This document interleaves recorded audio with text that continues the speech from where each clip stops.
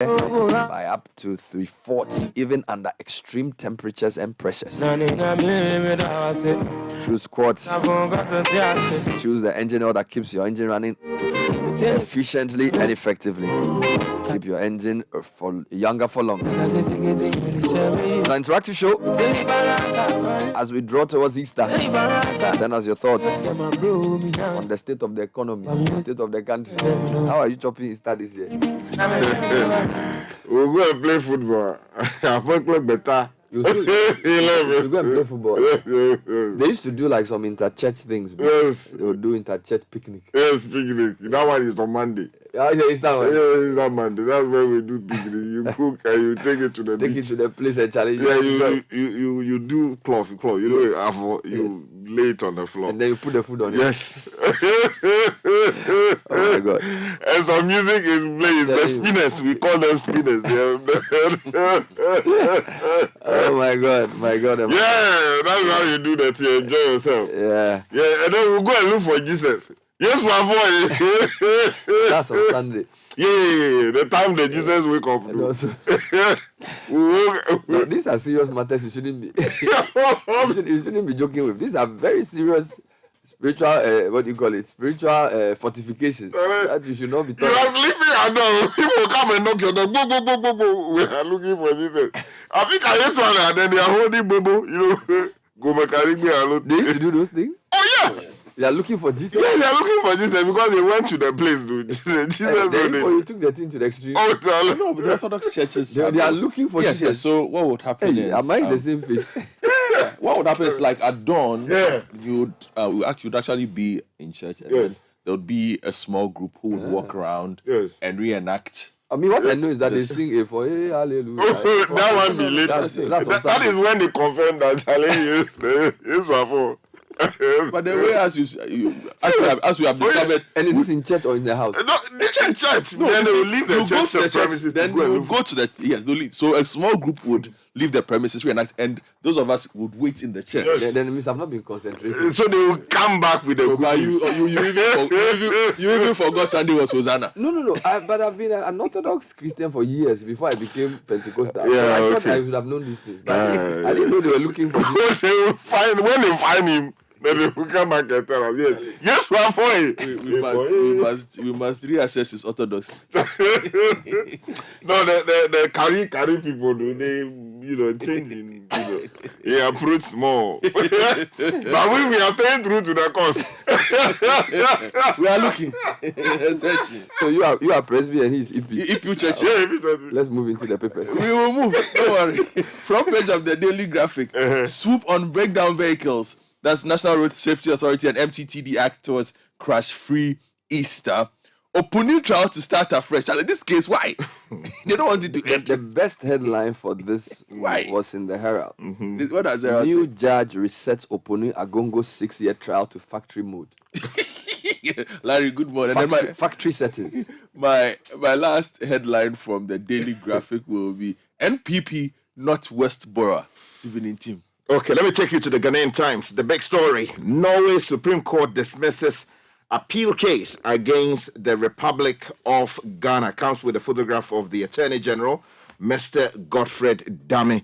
Also, NPP performs better despite global economic challenges.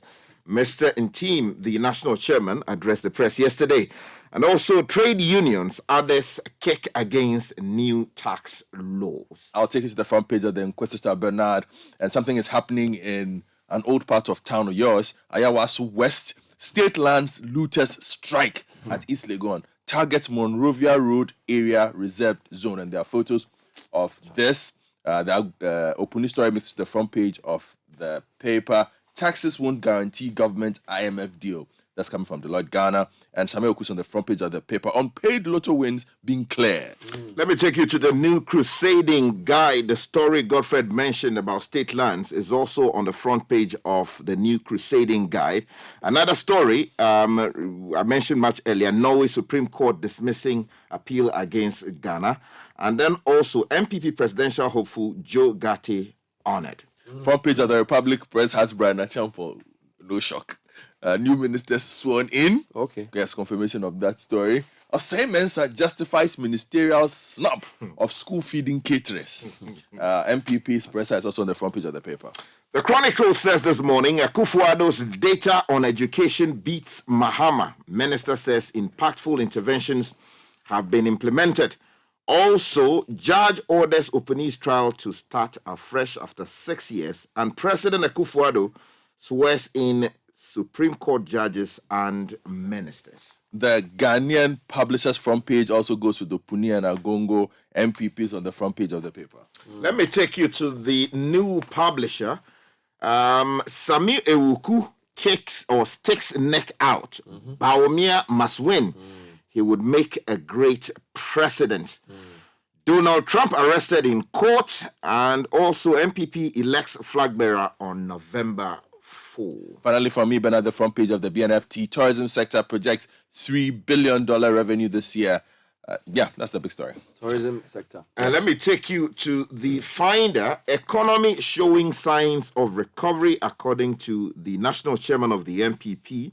Also, immigration officer shot dead. 2 others in critical condition. A troubling story there.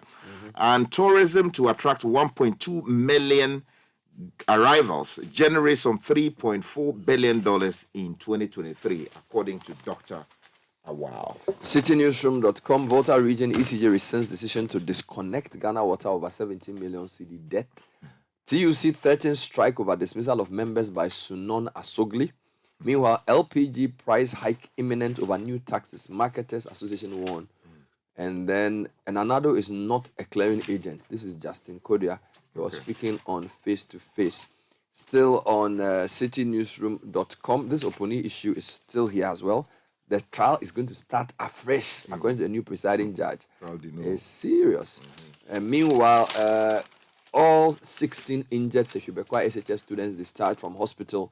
Meanwhile, students of Krobi Asante Institute surcharge 430 cedis each over disturbances. Now, my Joy Online, they are talking about their Joint News request information from AG regarding missing fisheries observer. Okay. Also, government has addressed calls to reduce size according to Stephen Tim. Sam Jonah says our policies must not exacerbate Ghanaian struggles. And Bawumia drops major hint of presidential bid, declares it is possible. That's what he's saying. And then no more video games for UPSA students according to their hostel management. We'll tell you more about that later. City Business is still talking about the fallout from Parliament's taxes. AGI is speaking, and a couple of other labor unions are not happy as well. World news this morning, Donald Trump says US is going to hell. Hey. Yes, US is going to hell. Defiant Trump says after being charged.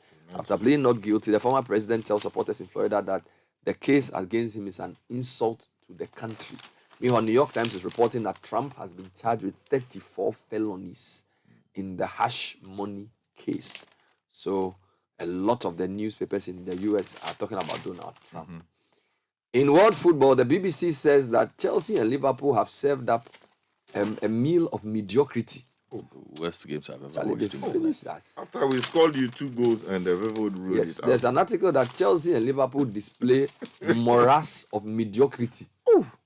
Charlie, they finished the 2 teams, the coaches, the owners, everything. Charlie, they put everything in the bowler. So you start from the country. Okay.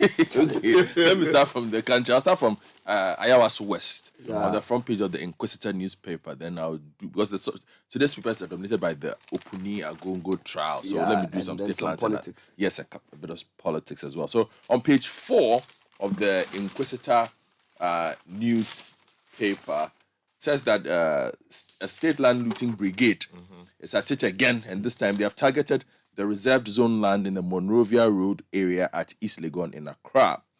And it says that the area, which falls under the jurisdiction of the Ayawaso West Municipal Assembly, has not been designated. And it has been established that the Land Use and Spatial Planning Authority, that is responsible for ensuring the sustainable development of land and human resettlement, has not rezoned the area for it to be grabbed. And it says that the team that is working on this particular thing is clothed with the mandate to review the status of state-acquired lands to enable government to make informed decisions on these lands. Strangely, the Ministry of Lands and Natural Resources team has not reviewed the status of the Monrovia Road area reserved zone for any individual or group of people to possess it. But it looks like there is some construction going on in the area. Well, the New Crusading guy has the story where there's an area near the Pele Pool, which people are reclaiming to build on. And those buildings, if they are allowed to stand, will destroy a bridge that has been built not even up to 2 years. And it's really an extension of the boundary road. Exactly. And the trouble is that a lot of people are just land grabbing and building. And the assembly looks on helplessly. The other thing we need to talk about is the helplessness of a lot of these assemblies. We spoke about the eviction of people in Goma Budumburam. This will happen at the blind side of the assembly. This one seems to be happening as when the assembly doesn't seem to either have the power or the will to stop it. And if these buildings are allowed to continue, it will destroy that bridge and destroy the road. Exactly. And let me give you a quote from that story on page 3 of the New Crusading Guide. The person is quoted as saying that I have had the opportunity to visit the area and I was surprised with what I saw. It was just too terrible, as it would endanger the lives and property in the area in the future. Water flows in the drain that the bridge is being constructed on. And trust me, it is just appropriate for that to happen because someone wants to get hold of a reserved land. All right, let's move to the mainline. Let me take you to mainline stories. Opuni trial to start afresh. High Court judge rules. That's on page 16 of the Daily Graphic. It's on the front page of every newspaper that came out today. After 5 years of proceedings at the courts with their numerous applications and counter applications to determine whether or not a former CEO of the Ghana Cocoa Board, Dr. Stephen Kwabena Opuni, and a businessman, Seydou Agongo, are guilty of willfully causing financial loss to the state. Now the trial will restart from scratch. In a ruling yesterday, the new judge assigned to preside over the case, Justice Kwesi Anochijima, said it would be unfair for him to adopt proceedings that were saddled with numerous allegations in the case, which was originally before retired Justice Clemens Jackson Onyenuga. Okay, so let me stay with the matter of the courts, because in faraway Norway, we are told that the Supreme Court in that country has dismissed an appeal case brought against the Republic of Ghana. Page 3 of the Ghanaian Times has told that story. Malik Suleimana says in a unanimous decision, the Supreme Court of Norway refused to grant leave to Messrs. Jogsbro AS, a party to the judgment of Norway Court of Appeal given in favor of Ghana on November 2, 2022. Now, this was a preliminary decision by a 3-member panel of the Supreme Court to Norwegian civil procedure rules. Now, the case concerns the litigation over the purchase of a property previously identified by the Republic of Ghana for use as a chancery building. Let's go to mainstream politics. MPP held a press conference yesterday. The party chairman spoke. Then Sami Uku was interviewed. He also gave some hints about who he will support in the flag bearership race. Okay, let me give you... Okay. The Chronicle has that story, the one on the MPP press conference. Maxwell Ofori on page 3 of the Chronicle says the New Patriotic Party has deflated what it described as a deliberate misinformation to the public on the state of the nation by the opposition National Democratic Congress. Now, according to the MPP, the NDC, under the guise of presenting the true state of the nation address, rather spewed on truth copiously to incite the public against the government. But we can feel that. so they are responding to the NDC one. Yes. They punch a punch. They punch a punch. So let's hear their punch. Yeah, so they went on to say that the MPP said it is concerned about the deliberate misinformation campaign by the NDC to deny the impact of COVID-19 and the Russia-Ukraine war on Ghana's economy. There's a quote here. This is because over time, by hearing this lie repeatedly, it begins to resemble the truth for the consumption or acceptance of the general public. So they say we should accept. So the truth is that Ukraine and Russia is what is causing the problem. That's what we have to do. Meanwhile, still in politics. Yes, quite a bit happening. The NPP will hold their presidential primary on November 4. I think we had addressed that yesterday. Stories on page 17 of the Daily Graphic. And then if you go to page 19 of the 18 and 19, Kojo Bonsu has launched a fund for its NDC 2024 campaign. And then on page 19 of the paper, Parliament fails to approve $60 million COVID-19 loan. Why are we taking COVID-19? Before you do that, let me give you the Bawumia one. Since you're talking about presidential campaigns, Joy Online has a story. Vice President Bawumia has given the biggest indication about his presidential bid with a bold, optimistic declaration in social media handles. The Vice President wrote, "It is possible," posting with the Ghana flag and the flag of the MPP on all his social media pages Tuesday evening. The coded declaration is the biggest indication that Dr. Bawumia has publicly given towards running for the NPP flag bearership, and then the race with the next president of Ghana. Okay. And then, according to the story, is widely tipped to win the flag bearership race, which is scheduled to kick off next month. Now, Samir Oku has been commenting on Dr. Bawumia's fortunes. The Herald says Samir Oku leads MPP youth to support Bawumia. That's their front page story. And the new publisher has that story on page 3, says Bawumia must win. Just the first paragraph of the story says a reputable former national officer of the New Patriotic Party who commands a called support across the rank and file of the party, Samir Oku, has made known his preference and confidence in the candidature of Vice President Dr. Mahmoud Bawumia's reported interest in being elected the party's flag bearer for the 2024 general elections. He spoke yesterday here on this platform. So that's the story. Then in Parliament... Yes, in Parliament, Parliament has failed to approve a $60 million loan as third additional financing for the Ghana COVID-19 Emergency Preparedness and Response Project. The facilities a financing agreement between the Government of Ghana and the International Development Association of the World Bank Group. At the end of his third session on March 31, the chairman of the Finance Committee of Parliament, Kuku Kwarteng, moved the motion for the House to adopt the report of the committee. However, when Speaker Alban Swanakins puts the question to a vote on 2 occasions, those against the approval of the loan agreement had it. This forced Deputy Majority Leader Alexander Kwame Appiah-Markin to call for a division. His request led to a heated argument between members of the NPP and the NDC minority caucus. But they did not approve the loan. Yes. Now let's go back to some regular stories. Volta Region, ECG rescinds decision to disconnect Ghana Water over 17 million CD debt. Now, according to the ECG, the Ghana Water Company in the Volta region owes it 17 million CDs, but the company has rescinded plans to disconnect the other utility provider. Benjamin Obientry, PRO of the ECG in the Volta region, told Citi News that a roadmap had been adopted to guide the debt repayment. Then a couple stories that I know you'll be interested in on citynewsroom.com. The first one, LPG price hike imminent over new taxes. This is a Marketers Association warning. The Liquefied Petroleum Gas Marketers Association say they are concerned that the passage of the 3 new revenue bills by Parliament will make life unbearable for Ghanaians. Gabriel Kumi, Vice President of the association, told Citi News the development is worrying, and he says that this could lead to an increase in the price of LPG on the market. Now, TUC is threatening strike over dismissal of members by Sunon Asogli. The Trade Union Congress has threatened to picket or embark on a strike if the management of Sunon Asogli does not reinstate the 3 dismissed workers who happen to be their local union leaders. The threat follows the expiry of an ultimatum given by the union for the company to reiterate or reinstate the workers whose contracts were allegedly terminated on the basis that they joined the union called the Ghana Mine Workers Union, which is under the TUC. General Secretary of TUC, Deputy General Secretary of TUC, Joshua Ansa, said the union is determined to ensure the dismissed workers get justice. Wow. Let me take you to page 4 of the Republic Press, where the Ashanti Regional Minister is justifying why he snapped caterers. Says that there is growing anger amongst caterers of the school feeding program after being snapped by the Ashanti Regional Minister as a result of some debts that they are owed. However, in a video circulating on social media, okay, so let me just give you this one then. So, so this is the Mr. Semesa insists that the caterers did not follow due process and were protesting at the Regional Coordinating Council, which compelled him to write the way they quote. I was in a meeting yesterday when I heard some noise outside the office, and so I sent my special assistant to find out. And he came and told me it was caterers protesting outside. They don't even seek security clearance before demonstrating. So you can imagine what would have happened if the security personnel at the Regional Coordinating Council had reacted to them. We must be truthful to ourselves in this country and stop pampering people because impunity is too much.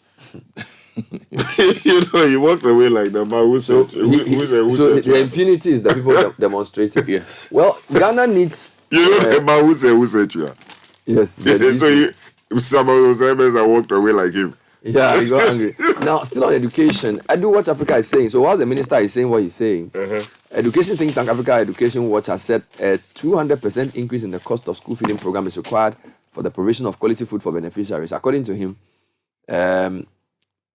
this, according to the think tank, is the response to the ongoing demand for an increase in the cost of feeding and payment of arrears owed caterers under the initiative.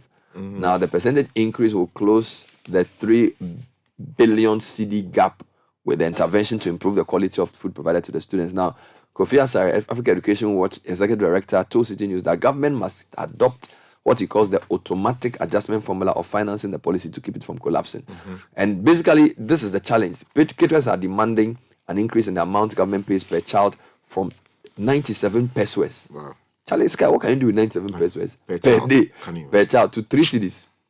And they say the current amount is unsustainable because the current state of the economy is making it impossible for them to purchase anything. Even a bowl of kinky. Charlie, 97 pesos.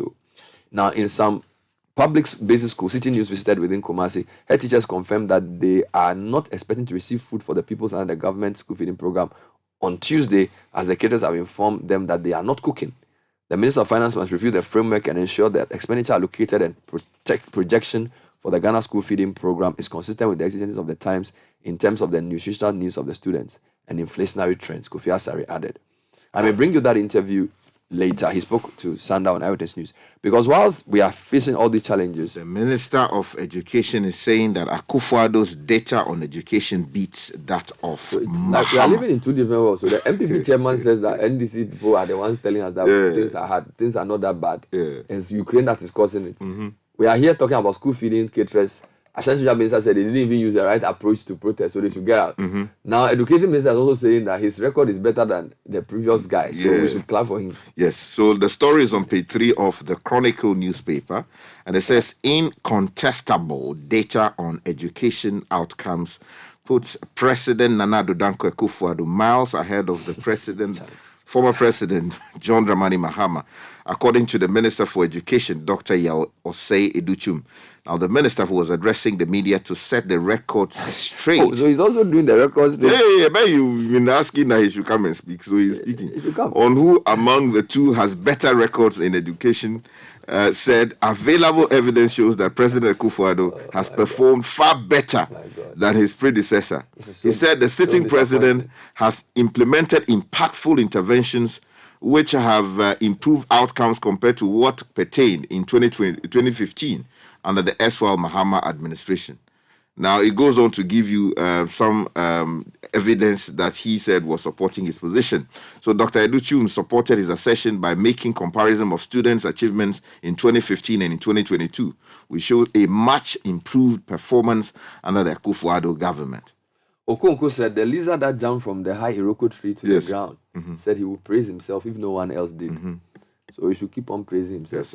The president has inaugurated an AstroTurf at Alaju. Things fall apart. Yeah. Do you know Okonkwo? Oh, yeah. You see, at the global, they got to the back being there. So, if you go to Alaju, there's a new AstroTurf there that the president has inaugurated with the Greater Accra Regional Minister. Let me take you abroad quickly before you get to sack me from here. Well, Trump dominates the news. Trump denies 34 felony charges. Former President Donald Trump left the Manhattan courthouse yesterday after he pleaded not guilty to 34 felony counts of falsifying business records, according to two law enforcement officials familiar with the matter. Trump spent about 2 hours inside the building for booking and the arraignment, where he learned the details of the criminal charges he faces while running a third presidential campaign. Now, staying in, we go to the UK. He says the US is going to hell. Okay. Our country is going to hell. Listing all the ways that he claims to have been persecuted, he lashed out at the judge and prosecutors and claimed without evidence that the case against him was politically motivated. So he's not happy. When he finished, he flew back to headquarters. They go back golf. Well, finally, TikTok has been fined £12 million by the UK's data watchdog for failing to protect the privacy of children. Wow. It's estimated that TikTok allowed up to 1.4 million UK children aged under 13 to use the platform in the year 2020. We should be careful with these people. We should be careful. TikTok people. The things they are showing there. The TikTok. I won't join. Oh, no, but you also shouldn't go. Oh, he's we are you are there? No, we're doing it for newspaper. We consume. You are lying. This is the Citi Breakfast Show. The city's biggest conversation. You know, Papa, see that? And it's rickety car. Hey, Papa! Papa! Bobo, so how's your engine now? It is half man, half amazing. Thanks to Cause and you. Can't feel better energy. Can't touch this. Actually, guys, so Sancho's engine just died like that? Yes, so somebody managed to convince him that there is a better engine oil than Quartz. And he switched. Sancho Panza. Now, which engine oil can be better than Quartz? No other, my guy. Quartz with its age-resistant technology, it keeps your engine younger for longer. Now you know. Have you guys seen the new bottle design? It's superb. Quartz 9000 from Total Energies there improves fuel efficiency. Why do you think Mr. Mane and Logoso have taken the Quartz Nation movement World Cup like that? Sorry. Quartz. Keep your engine younger for longer.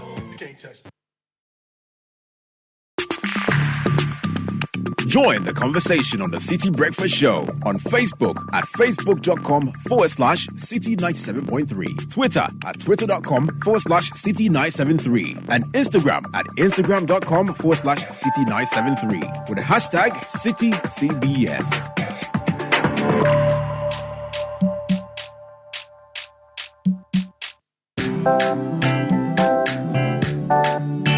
City Business News coming up next, brought to you by MTN. If you've ever wondered how to subscribe to a particular MTN service and how to view, add, or cancel your mobile subscription all from one place, just dial *175#. Access and manage all your subscriptions everywhere you go. And your OMC of choice, Goal, keeps making life ever so convenient. We now accept Momo for all fuel purchases. Just remember to Momo it at Goal. You can also use your bank card in other bank cards to fuel your vehicle from the nearest Goal station. Visit our social media platforms for more information. Goil, good energy.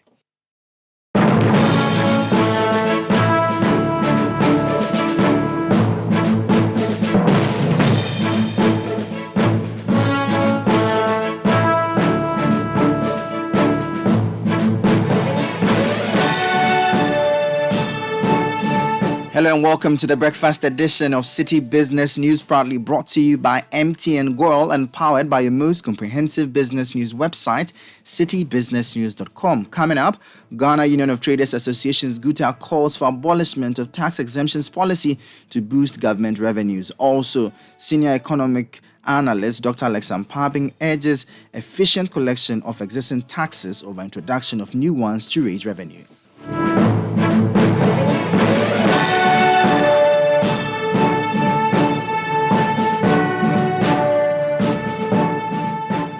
My name is Michael Obodu, and to details of our stories now, as the president of the Ghana Union of Traders Associations GUTA, Dr. Joseph Obeng, is advocating for the complete abolishment of tax exemptions policy in order to help raise more revenue for the government. The business community in the country is unhappy with the passage of 3 new tax bills, insisting that it would compound the woes of businesses. Speaking during a joint business consultative forum, president of the union, Dr. Obeng, taxed the government to instead scrap the tax exemptions policy rather than overburden the businesses with taxes. The tax exemption policy should be totally abolished. This will go a long way to save significant revenue for the national development. The government should do everything within its means to prune down its expenditure and should also know that no amount of revenue generated will ever suffice the government if government expenditure remains unnecessarily high without prudent management and strict control. That was President of the Ghana Union of Traders Associations GUTA, Dr. Joseph Obeng. Meanwhile, a senior economic analyst at the Natural Resource Governance Institute, Dr. Alex Ampabing, has emphasized the importance of ensuring efficient revenue collection under existing taxes rather than introducing new ones. He expressed concern that new taxes would overburden taxpayers and harm industries. These remarks were in response to the passage of the Ghana Revenue Authority Bill 2022 and the Income Tax Amendment Bill 2022, which were designed to facilitate board approval for the $3 billion International Monetary Fund program staff level agreement. As a tax consultant, Dr. Ampabing believes that the government should focus on plugging loopholes in the tax collection system if it is serious about generating significant revenue. It's about efficiency. You see, it's not about the number of taxes you introduce. And that's why I said, e-levy, we projected to get 6.9 billion. As of November, that's the last data I have. We have already generated 328 million. That's about 5.7%, less than 6% of a target. And this is the time we're expecting the government to even withdraw the e-levy, come back and sit on the table and talk and consult. There was no consultation. And again, it leads us to all the previous taxes government have introduced that did not work. Even the telcos, they only got to know about the e-levy when the minister read the budget. But these were your partners to collect the taxes for you. You cannot leave them out. And what did we see? Government started consulting and doing town hall meetings after the introduction of the e-levy. It was too late. That's why it failed. The same way, this growth and sustainability levy, we all appreciate that we are in a very, very difficult situation. Nobody is denying this fact, and the government definitely needs the revenue. We need the IMF quickly before things get out of hand. We appreciate it. But what happens with consultation? If government had consulted industry, if government had consulted the companies, I can bet you, I wouldn't have seen one company director saying no outright. Dr. Alex Ampabing is a senior economic analyst at the Natural Resource Governance Institute. Now, economist Professor Godfrey Bobkin has indicated that the country continues to struggle with managing its current debt to GDP ratio, although government awaits a $3 billion IMF bailout. According to Professor Bobkin, servicing the debt has become a challenge since the borrowed funds were not directly invested into cash flow generation of the economy. He made these comments at the 3 Business Forum in Accra. Whilst we're talking about 88%, 100%, government was talking about 78% or less. So it got to a point, our public debt was almost like multiple choice. Choose the one that you like. But thankfully, when the IMF came to town and they used their debt sustainability framework, there was greater clarity. So we were told that our debt to GDP ratio was actually 105%. Wow, we had borrowed in excess of the size of our economy. Right, so it's a lot of success borrowing, right? But of course, there's nothing wrong with borrowing. If you borrow and invest it in enhancing the cash flow generation capacity of the economy, then servicing the loan and amortization will not be a problem, right? But the question is, we've seen the rate of GDP growth, we've seen the rate of borrowing, and if you do all the mathematics, you realize that perhaps we have not invested those borrowed funds productively, efficiently, and I'm sure, unlike pre-HIPIC, now our debt composition is different, and that is why the debt restructuring has generated a lot of noise, because majority of our debt now are in commercial. You heard the economist Professor Godfrey Bobkin. Now, the Minister for Tourism, Creative Arts and Culture, Ibrahim Mohammed Awal, says his outfit is targeting to rake in over $3 billion into the country's economy through tourism this year. The minister indicated that his outfit hopes to achieve this by collaborating with stakeholders, including the Ghana Tourism Authority, to attract about 1.2 billion domestic and international arrivals. Speaking at the launch of the Ghana Tourism Authority's 50th anniversary celebration and tourism report, Ibrahim Awal underscored the government's commitment to improve and attract tourists into the country in the coming years. $3.4 billion in terms of tourism and 103,000 jobs in 2023 is our target. What we do next year, we will celebrate it. We will have it. Tourism is not just about hotels, it's about food, about music, about leisure, about entertainment. We are going to train about 6,000 people in the tourism sector this year to improve the quality. Like you said, quality is everything. If we have quality, the tourists don't only come and come again, they'll come back with their families and friends, and they spend more money, thereby giving us a lot of jobs. In the medium term, 2025, we won't have, about 2 million tourist arrivals in 2025. That should give us not less than $5.2 billion. And that will make tourism the one contributor to Ghana GDP. It's just been our targets, and we are getting there. Tourism will take over the mining, cocoa, oil and gas, in terms of GDP growth, in terms of dollars to this economy, in terms of jobs. That was Ibrahim Mohammed Awal, the Minister for Tourism, Creative Arts and Culture.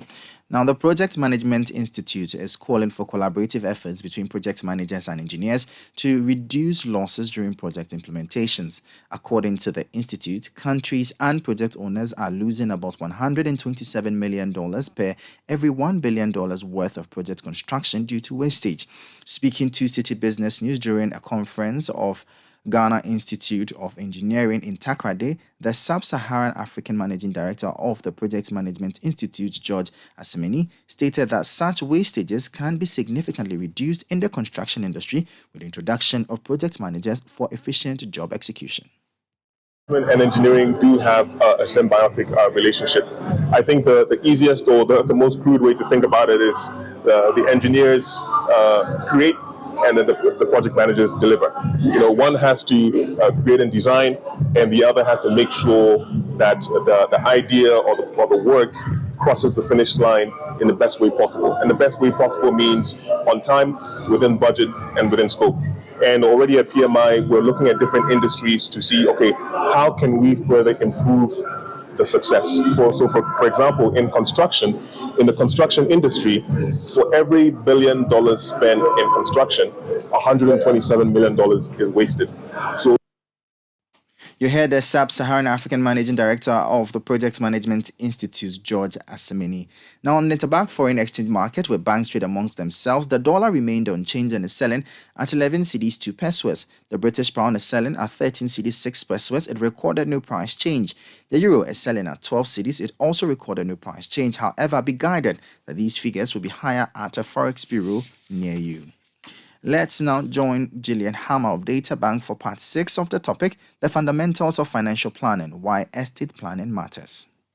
Estate planning is the process of structuring your personal and financial affairs so that upon death, your assets can be distributed according to your wishes. A well thought out and properly documented estate plan will help reduce and provide for probate, legal, and executor fees, provide for your family's financial future, decrease the time and potential problems to settle your estate, and clearly define your wishes regarding the final distribution of your assets. To determine your estate planning readiness, there are a number of key questions to answer. Today, we will look at the first 3. 1. Do you have a signed will that has been registered in the High Court of Ghana? 2. Have you reviewed your will in the last 2 to 3 years? Situations change from one year to the next, so you want to make sure you update it from time to time. 3. Does at least one family member know where to locate your financial records, be it your will, investment accounts, bank accounts, insurance policies, etc.? No one likes talking about passing on, but preparing for it could help minimize many of the issues that can arise after death. That was Gillian Hammer of Data Bank. And that does it for the breakfast edition of City Business News, proudly brought to you by MTN Goil, empowered by your most comprehensive business news website, citybusinessnews.com. My name is Michael Obodu. Thank you for listening. Have a good business day, and as always, please stay safe. If home is where the heart is, then let's go home, shall we? Let's go where the entertainment is, where the passion is, where the laughter is, and sometimes even the tears too. Let's go where we feel safe enough to share our opinions and send tweets, where we do that embarrassing little dance to our favorite song. Let's go home where the love, the care, and the joy live. There's no place like home. Connect your home to super fast internet with affordable data bundles from MTN Home. Visit broadband.mtn.com.gh or your My MTN app to sign up today. MTN. Join the conversation on the Citi Breakfast Show on Facebook at facebook.com/Citi97.3, Twitter at twitter.com/Citi973, and Instagram at instagram.com/Citi973 with the hashtag CityCBS.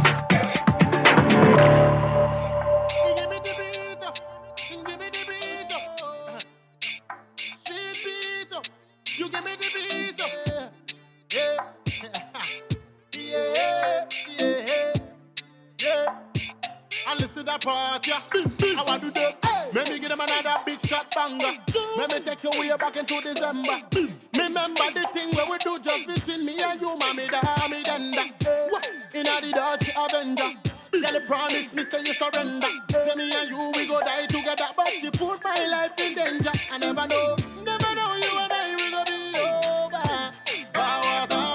Never know you and I, we gonna be over. Wherever you dey, I know you missing me. Pray to find someone just like me. Naomi, oh, Naomi, 12 minutes past 7. Wednesday edition of Citi Breakfast Show. Kickoff coming up next. Brought to you by Leshell. For over a decade, we've been supporting investment goals of our customers with attractive solutions. We've been a safe haven for depositors who value security as well as competitive returns. With easy access to track your funds, we offer flexible deposit products for 91-day, 182-day, and 365 days. Call us on 0577 70 77 00. Let's achieve your goals together. Leshell Savings and Loans, a trusted safe haven for your investments. Don't become a mathematician and a cartographer, meandering through dark corners just to save money and fuel. Shell Fuel Save, it will help you go further with your petrol. Its triple action formula improves engine efficiency, prevents deposit buildup, and protects your engine from wear and corrosion. Switch to Shell Fuel Save today because extra kilometers go a long way.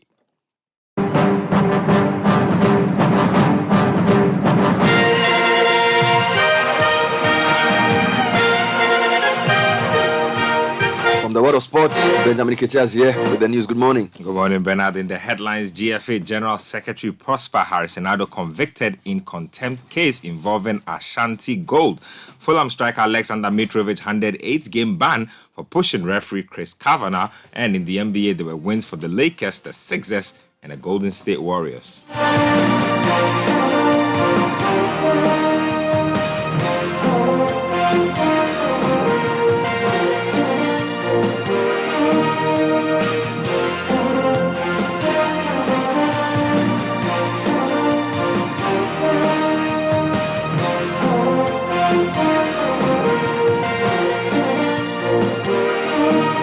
Let's get into the details. And the High Court in Accra has convicted the General Secretary of the Ghana Football Association, Prosper Harrisonado, and a non-executive council member, Sheikh Tofik Sienu, for contempt of court.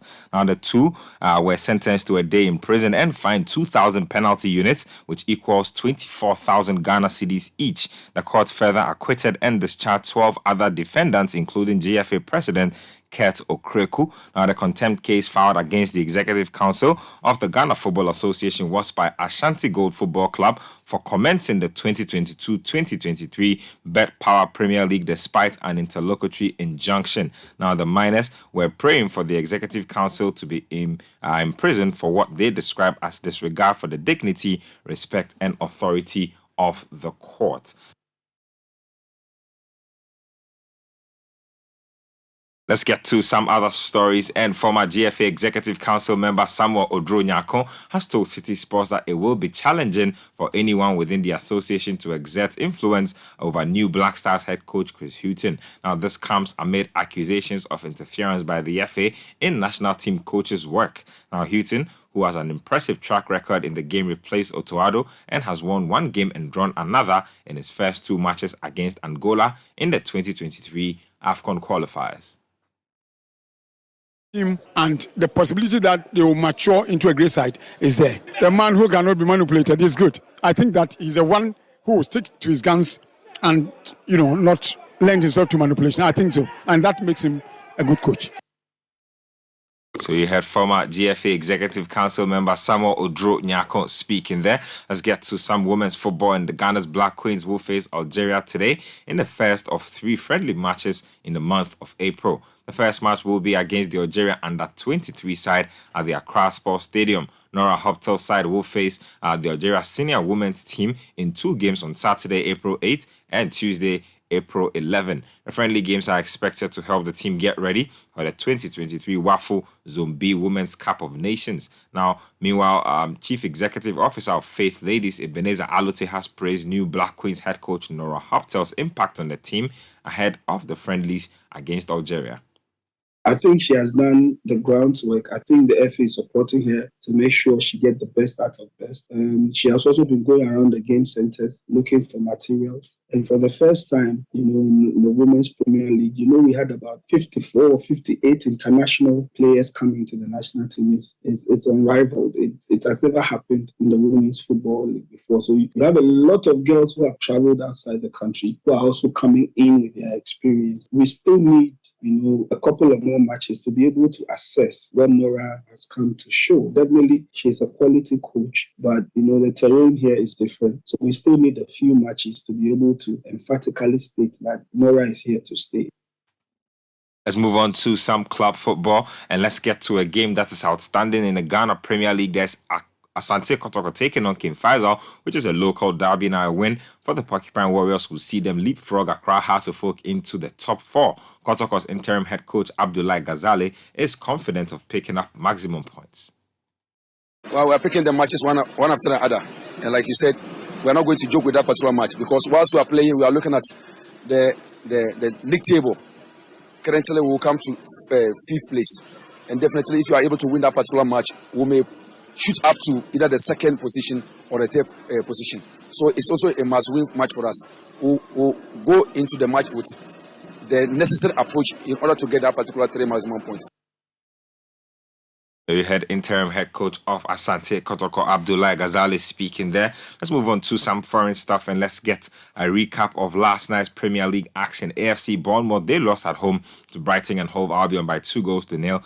Leeds United also took a big step towards survival by beating Nottingham Forest by 2-1. Leicester City, after sacking Brendan Rodgers, continued to suffer at home, this time losing 2-1 to Aston Villa and picking up a red card in that game as well. And then Chelsea and Liverpool played out a goalless draw in what was not a very entertaining game of football. Let's get to some games that will be played today. There's West Ham United taking on Newcastle United. There's also Manchester United up against Brentford. Now, the Red Devils have not won a Premier League game since winning the Carabao Cup. Manchester United manager Erik ten Hag has been speaking on that subject and missing 2 key players in Casemiro and Christian Eriksen.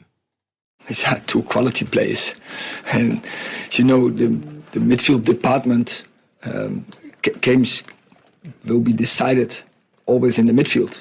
So when you miss 2 quality players, it's clear. But you have a squad, and when you don't have them, you still have to win.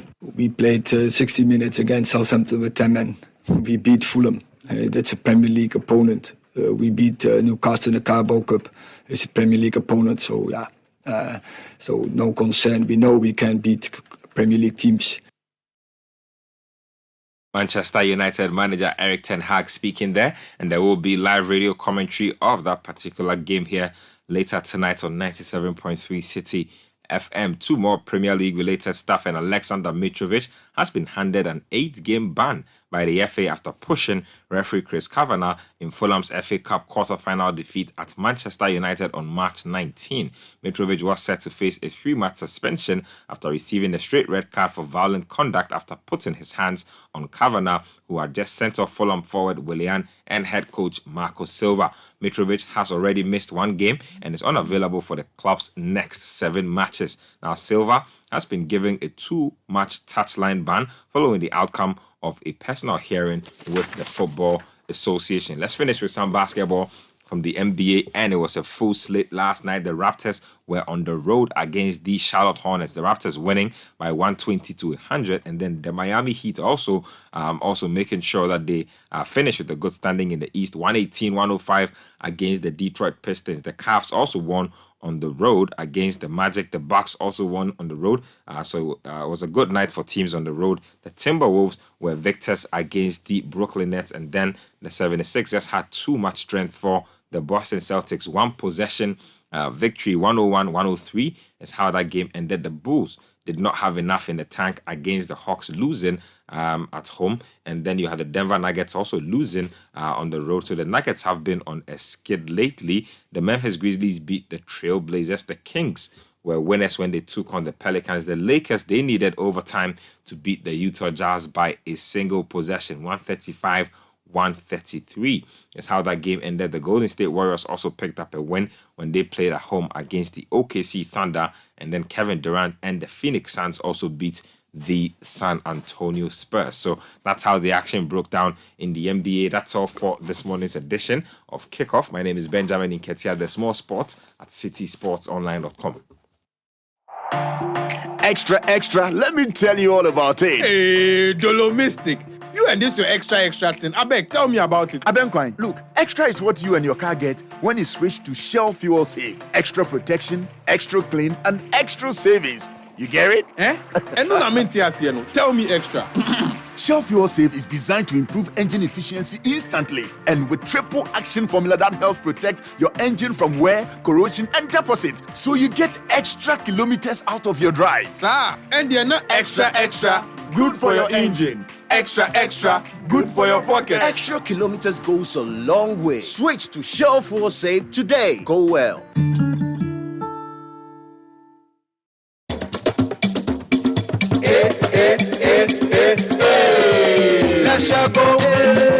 Let's go. If you need unique services, come to Let's Go. Innovative financial solutions, we deliver on our promise, cause we are number one. Let's go, we improve your life. Let's go. Hey, mama. Even when you're stuck with nothing, come to Let's Go. No matter your situation, come to Let's Go. Let's go, we improve your life. Let's go. Hey, mama. Let's go, we improve your life. Let's go Savings and Loans. Let's improve life. Join the conversation on the Citi Breakfast Show on Facebook at facebook.com/Citi97.3, Twitter at twitter.com/Citi973, and Instagram at instagram.com/Citi973 with the hashtag CitiCBS.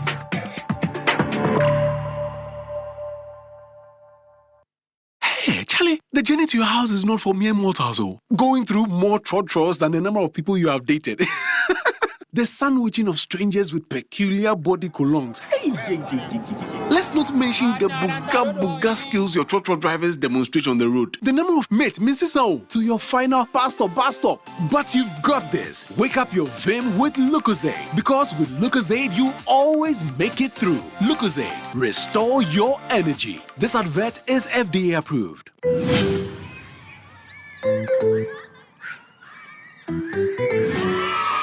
Hello, Accra! The biggest playground event is back again, Indomie Fest 2023. This Easter, all roads lead to the Ifwa Sutherland Children's Park to witness the biggest fun fair and playground in Accra. On Easter Monday, April 10th, a day for all families to enjoy Indomie instant noodle recipes and a day for kids to play all day. Bouncing castle, photo theater, trampoline, and many more. Grab your ticket for 5 Ghana cedis only and enjoy performances from your rock star Kwame Eugene and many others at the Ifwa Sutherland Children's Park. For more information, contact 0549 012567. Come with your family and friends. Let's party! Indomie Fest, proudly brought to you by Indomie Instant Noodle, powered by TikTok Global and Lynx Entertainment. Some call it the big red box. Others call it a treasure trove. Explore our range of furniture. Kitia Mall is a real wonderland with a fascinating experience. From the moment you enter, right through to the moment you leave, you will feel inspired. There's so much to see, touch, and feel as you walk through Kitia Mall. We are now open from 9 a.m. to 7 p.m. each day and 1 p.m. to 7 p.m. on Sundays. Visit us today off Spinkters Road and explore our range of furniture and decor accessories that match your lifestyle needs. Marrying the city's most beloved billionaire, she believed she had hit the jackpot and was on her way to live the soft life she always dreamt of. But that's when it gets darker. And I'm not sure say your husband too go hobby if you hear the filler way I get for your dog. I still have your underwear in my office drawer. Watch Adepa as she navigates the glamorous and gloomy world of the rich and powerful in the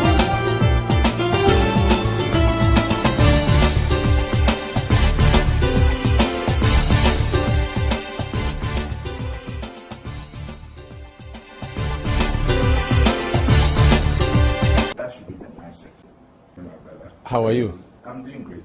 You're looking all smiley. Things are looking good for you. There's no stress in it. It seems like, or you're hiding the stress. You're sitting on it. Because I've gotten used to the job. How has it been though for you? I mean, because you never held any, small party office position. You went straight for general secretary. Boom, like that. Maybe I need to correct you on that. Okay, please do. I was the deputy Ashanti Regional Organizer. Regional level, okay. Regional level. That was from 2011 to 2014. Okay. Then I became the substantive regional organizer from 2014 to 2017. So I became the YEA CEO. For Ashanti region. So you were doing this with Gideon Bwaku, or yes, he handed over to you? I was deputy to Gideon. Okay. Then when Gideon left, I became took over. The regional youth organizer. I see. So you've done some administrative, because youth organizer there, you are doing grassroots work. Yes. But this one, you're playing a role of administrator, operations, strategy, and all of that. You are like the chief executive of the party. You have been a CEO before, so it shouldn't be difficult. Yes. But this is CEO of a political party, not of YEA. Yes. How different is it for you? Well, to go your own ways, it's more of an administrative role, just as the role I had at YEA. As CEO, we are in charge of the day-to-day administration of the party. Similar to the work I was doing at YEA. And you look at the party structure, we have the national executives, the national chairman, who chairs meetings, so it's more like the board chair for the party. And beneath it, we have national officers, we have the regional party, we have the constituency party. So if you have to just oppose it with AC of YEA, it's like having a board, having directors at the headquarters, having regional directors, and having district directors. So it's much similar, but it's political position. So there are certain decisions that you can take as a YEA CEO, which you cannot implement those decisions in the political settings. In terms of YEA, there were rules and guidelines, public procurement rules, financial management as a relationship with Parliament of Ghana, the sector minister, in politics. This as I find myself as this general secretary for the ruling government or ruling party.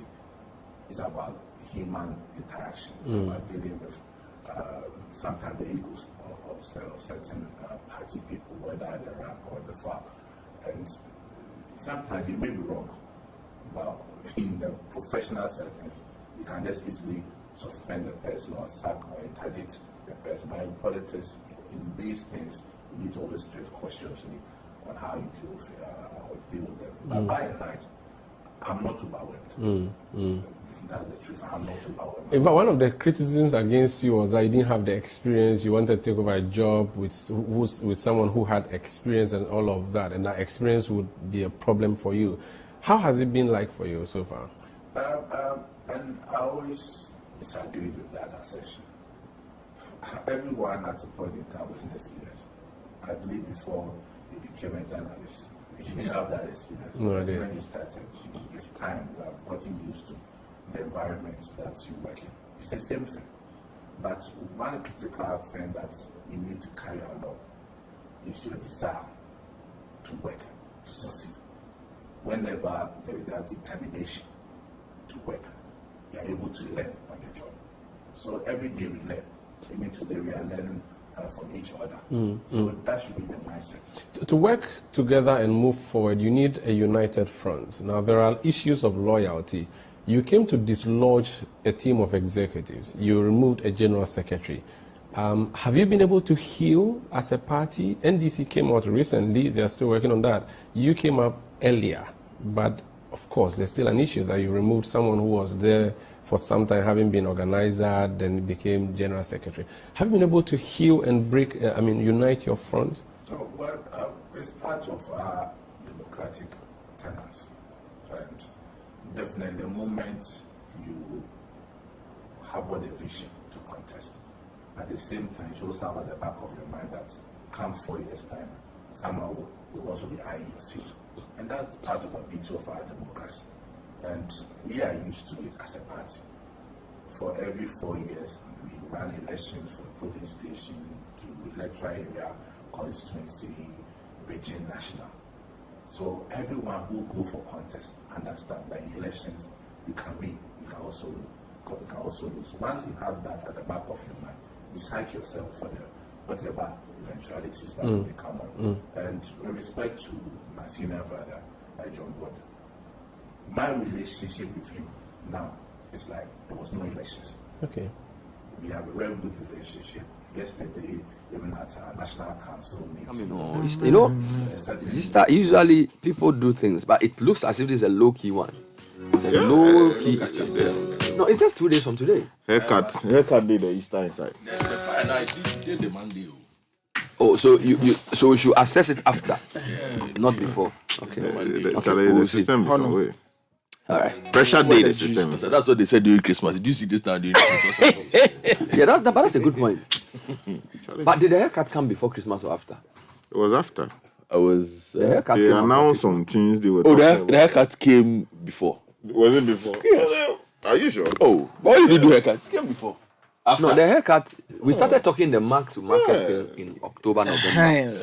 But then the debt exchange happened after Christmas. After Christmas. Yes. So it means that some people got like. No, but there was awareness. Many haircuts. But the point is that a lot of people said things were hard, and yet they had a big Christmas. I don't know about big Christmas. See, guys, look, I've come to understand something. Big. I've come to understand something. If Ghana people say they don't have money, it's not like their wallets are empty. They are only saying that they have what they, things to handle the immediate, but more money to share around. There probably some no day. You get the point? No, I'm baffled because Nathan, Christmas and is then usually an acid test. Good. And for then how the year has gone. And then whatever it is, when it comes to enjoyments, dear, Ghana people will enjoy. But if you are enjoying it, you can't say you are broke. Then enjoyment is in levels. You understand? Because the data I have from the BOG, when I looked at it, the visits to Ghana for 2022 was very, very high. Yes, so at least diasporan people who you can say are not necessarily affected by economy, they came to spend a lot. Yeah, because if you took £1,000 and you came to Ghana at the during the Christmas, that's what I mean. It was good money. So we cannot use. So I said the Christmas looked active because the town was full. There was a lot of traffic. True. That's true. And the Ghana Tourism Authority and the Bank of Ghana data suggest that we had almost unprecedented number of visits within the period. True. So that suggests that there was spending in Airbnb, spending at events, spending in hotels. Yeah, but is that an accurate reflection of the state of economy? I don't think so. I think the local people, when you did they had a survey. In fact, when you go to the BOG survey of business confidence, it was coming down. So they were asking business owners their outlook. So whilst travel was increasing and some sectors were benefiting, the business outlook, which is they call it the composite index of business something. I'll get the data. They were all pointing down. Yeah. Because that's the generality of the people who live here and business who are leaders. Yeah, exactly. The people who are struggling, the people who understand what it means to, pay money, use money to chop Christmas now, not Christmas, Easter now, and within 2 weeks you are paying fees. So it is not as simple as that. If you look at the people coming in, yes, they're coming in with some good money from the UK, US, Canada, Australia, and Germany and co. So when they change it, they have good money. Isn't that spending enough to kickstart the economy? Again, I go back to data. They call it private remittance that comes through money transfers.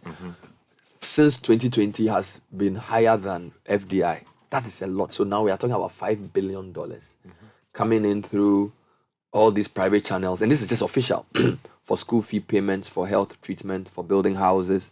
So $5 billion is a lot of money, dollars, coming in. And it's coming straight to citizens.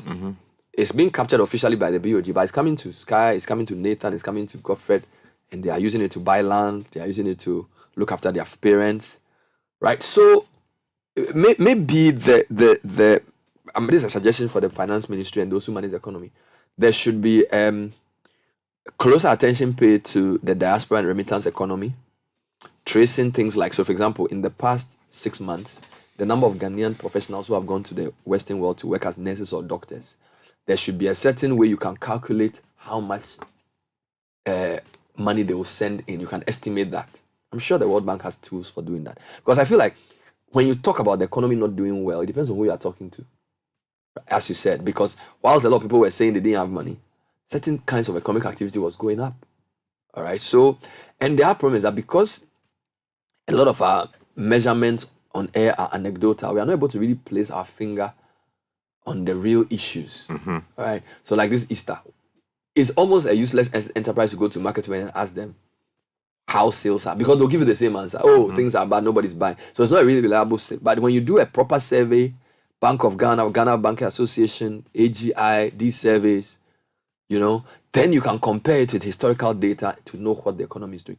I want to say, though, that I find it interesting when I listen to the MPP say, like, oh, the NDC is telling Ghanaians lies about the economy. No, I think Ghanaians are more intelligent than that, right? Like, you can tell, like, look, in my house, I can tell that the amount of money we spend on food has gone up. The amount of money we use on power has gone up.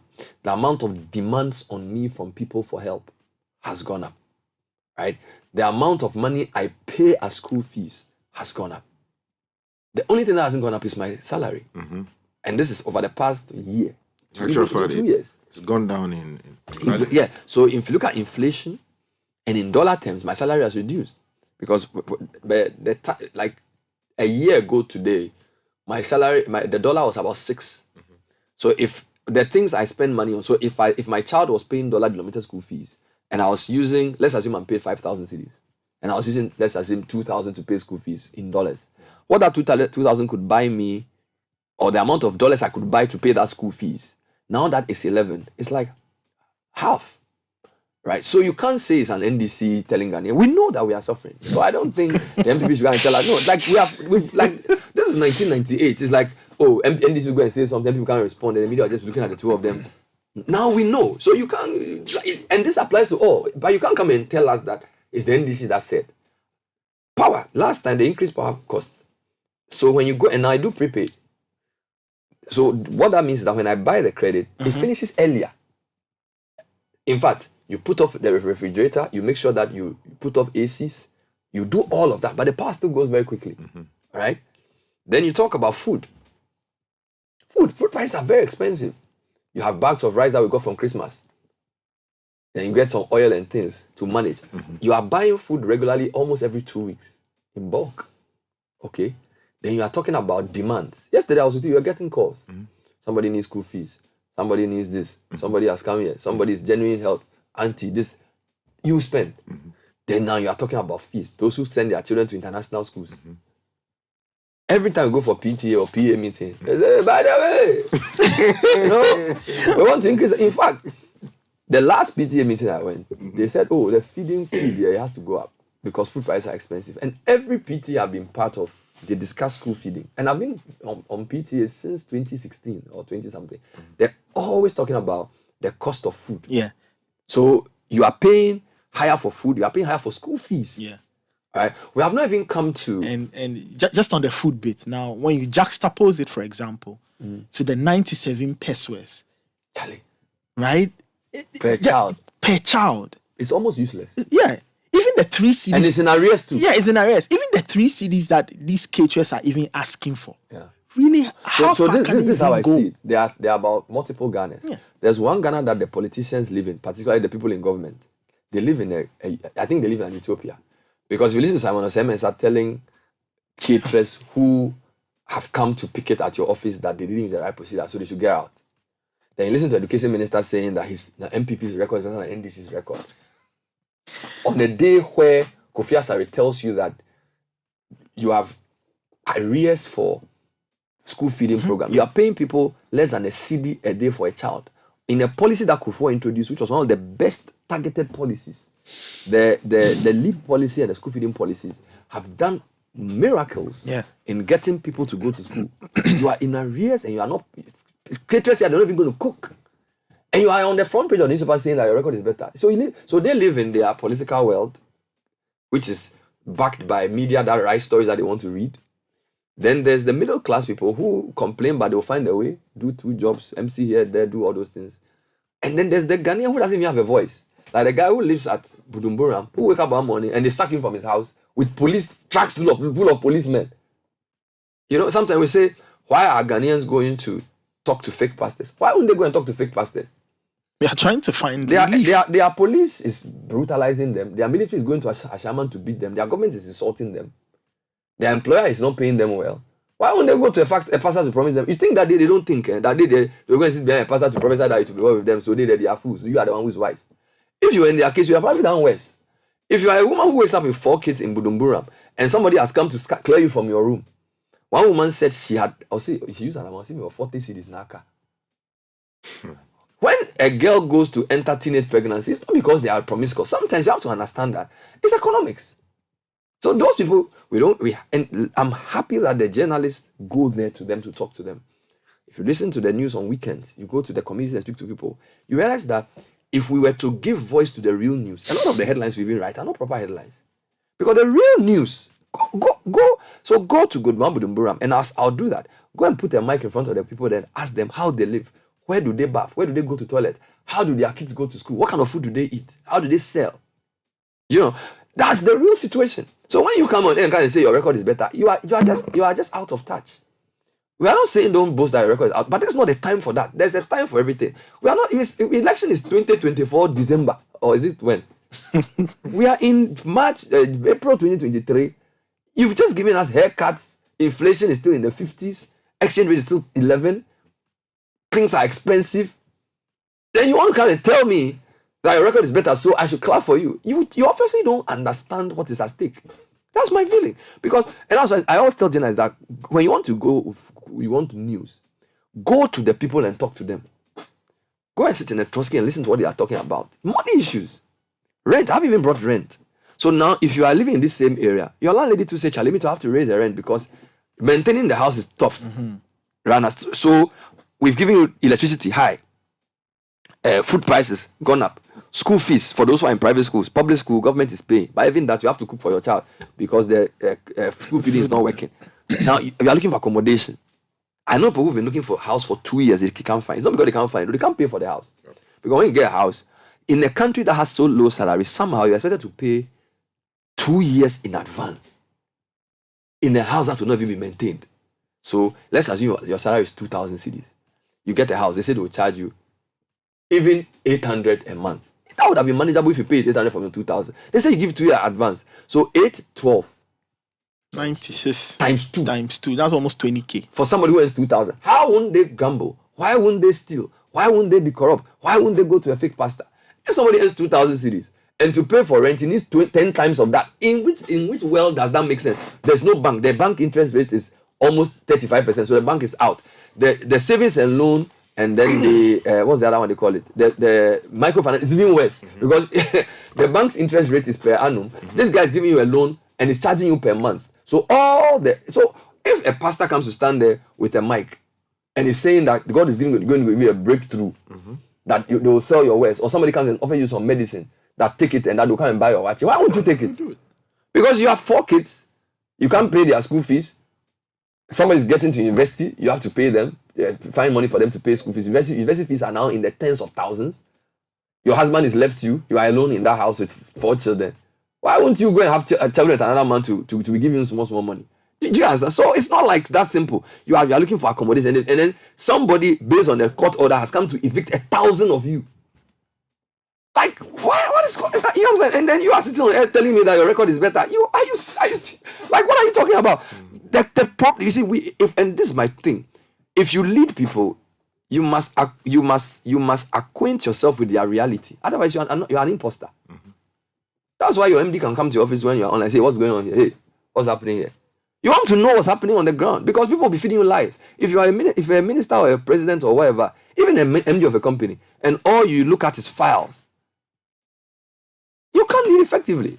Because when I was doing my MBA, my supervisor, he called me and said, if you're a marketer, the market is the altar that you go and confess your sins. He says, all these graphs you've done for me, they are nice. So he said, tomorrow morning, I want you to go to Alaba International Market and speak to 10 market people and come back and see if your report will not change. Because all the things I gave, he said, this is just English. You've written some plenty analysis of your MBA.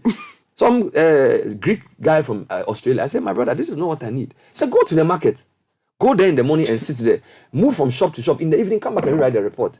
And see if the report will not be different. Because he's saying that the reality of marketing is not in a textbook. The reality of marketing is in a market. And he says, if you don't go there every day, you don't understand how it works. He asked me, do you know how the fan that you say you want to sell, do you know how they sell it, what time they buy it? Do you know how they install it? Do you understand the mechanism for installation and all those things? So you can't say, here's my projection for Lagos, and can't give me graph. It's I don't need it. So next morning, sheepishly go to the market and go and now talk to the people. Do you know what I'm saying? He's teaching you that if you want to be effective in it, so you can't sit here and then just be giving speech and say, go to the ground and ask people what is going on. And don't tell me it's an NDC. It's not NDC that's telling me that the economy is hard. Don't I know the economy is hard? Didn't they take I got the haircut in October. And now, when they even send me the statement, I can't even read it. Because this mark-to-market loss was almost 20,000. And they haven't even applied the new net exchange thing. That's waiting to happen. My brother. So, it is irritating to be hearing out of touch politicians make fantastic statements when the reality is contrary. And the fact that and so let's be real to the people. Ghanaians are not fools. Tell us, Charlie, things we've done now, whatever. But don't try and make it look like some NDC MP. It's not an NDC MPP issue. We are the people suffering. Yes, if NDC has done their press conference, you can go and respond to them and say, okay, this is chairman to chairman, do your thing. But Charlie, for we, the people of Ghana, we are suffering. It's not NDC, that's the way we will know we are suffering. You want to suffering. So please, let's allocate. And you see, when we are in leadership, we have privilege to get media access. The way the Ashanti Regional Minister spoke to those guys was not fair. That caterers have come. Yes, they may be party people, but they're also human beings. So let's even assume that the caterers are party people. So they were selected without merit. Fine. Do they cook for the people? Are they owed? They should be paid. Even if they will not be, they should be listened to. People will go and pick it. You go and sack them. It's like as if they don't matter. And then you use the tools of the state like the police and things to. Meanwhile, you the police, you pay water bill and light bill. That we will pay. Do you pay? You hear me? So we are suffering. We are taking trustee. We are looking for rent. We are not getting. When we have a case and we don't know somebody big, we don't even get a hearing in the police station. You go to a police station regularly, look at you up and down, and say, Inspector Niho. As if you are not a Ghanaian. You go to court, you can't even afford a judge. So let's most of what we do as the elite and the middle class, majority of Ghanaians don't feel it all. If you're a lawyer, you know. There's some guy who called me last week with an issue. I said, this thing, you just need a lawyer. He can't afford it. He can't afford a lawyer. Meanwhile, we have they say we have 2 million lawyers in Ghana. Look at the system. You say we have 2 million. People can't even afford lawyers. They lock up people randomly, misabuse people. The country's system, and we the elite who have access, we're also using it to perpetuate our own personal interest. Forging our own relationships. It's very sinful. It's a complete mess, I'm telling you. And if we don't repent from this type of wickedness to poor people in Ghana, we are not going anywhere. I think there's too much wickedness in the system. I'm telling you. How can you go and sack 1,000 people from their house in Bujumbura with police in tracks at dawn? Like how the DC didn't even know. Charlie, next Sunday you go and give offering at church. To which God? I won't call it. It's Charlie. No. We have to change our life. It's very, very, very bad. So please, let's focus on the main issues. Pay the school feeding people. Pay them their money. Even if you pay them, listen to them and apologize to them for owing them. And stop. As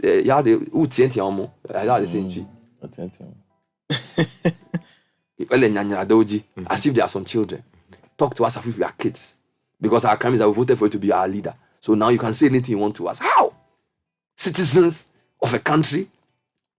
The sovereignty of Ghana is in the people, not in the government. The sovereignty is the people. It says we the people. We are the people who put the constitution together. You are just there representing us. And now you are trying to tell us that we are fools. So we should just, because you are in power and you are driving a big car, and we will take short so we don't have sense. Hey! It's not like that too. Let's challenge. It's not good. Let's just stop that. Let's just stop that cry. It's not right. You know, they should stop that. It's not, because what it does is that, you see, this is the problem. And I said this last year, I'll just repeat and end with this. The Zambia president wrote an article and said, when democracy doesn't deliver economic development, democracy is on trial, and some long story as if to say other systems of government are better than democracy, and therefore when people are hungry, they don't think about voting, which is a false narrative. The problem in Africa is that our leaders are misleading us. They are not effectively leading. So it's not a challenge of democracy, it's a challenge of leadership. And leadership must be sensitive to the people, whether it's a democracy or not. Chinese claim they have democracy. Their understanding of democracy is delivers development for their people. So there are versions of democracy people want. Let's not make it look like because people are on air talking and because there's freedom of speech, it means that development is not coming. Therefore, we should go back to military government. What did the military do for us? Apart from beating us, what did they do? Somebody had 20 years in military rule. What did they give us? Right? So let's not twist it with this infantile binary approach that because the elections are coming and politics and therefore we should go back. Which military what? Look at what they went to do in Ashama. Who wants military to come and do anything in this country? No, we are not going back to any soldier, anything. We don't want, they should stay in the barracks. If they want to be elected, they should resign and come and contest. That one there is true. Our politicians may not be perfect, but we're not going to get into any lies that because democracy is not developing, somebody masquerading as a... There's no redeemer anywhere for any country that you come with a gun and come and do nothing. We won't support you. So that one there, let's put it aside.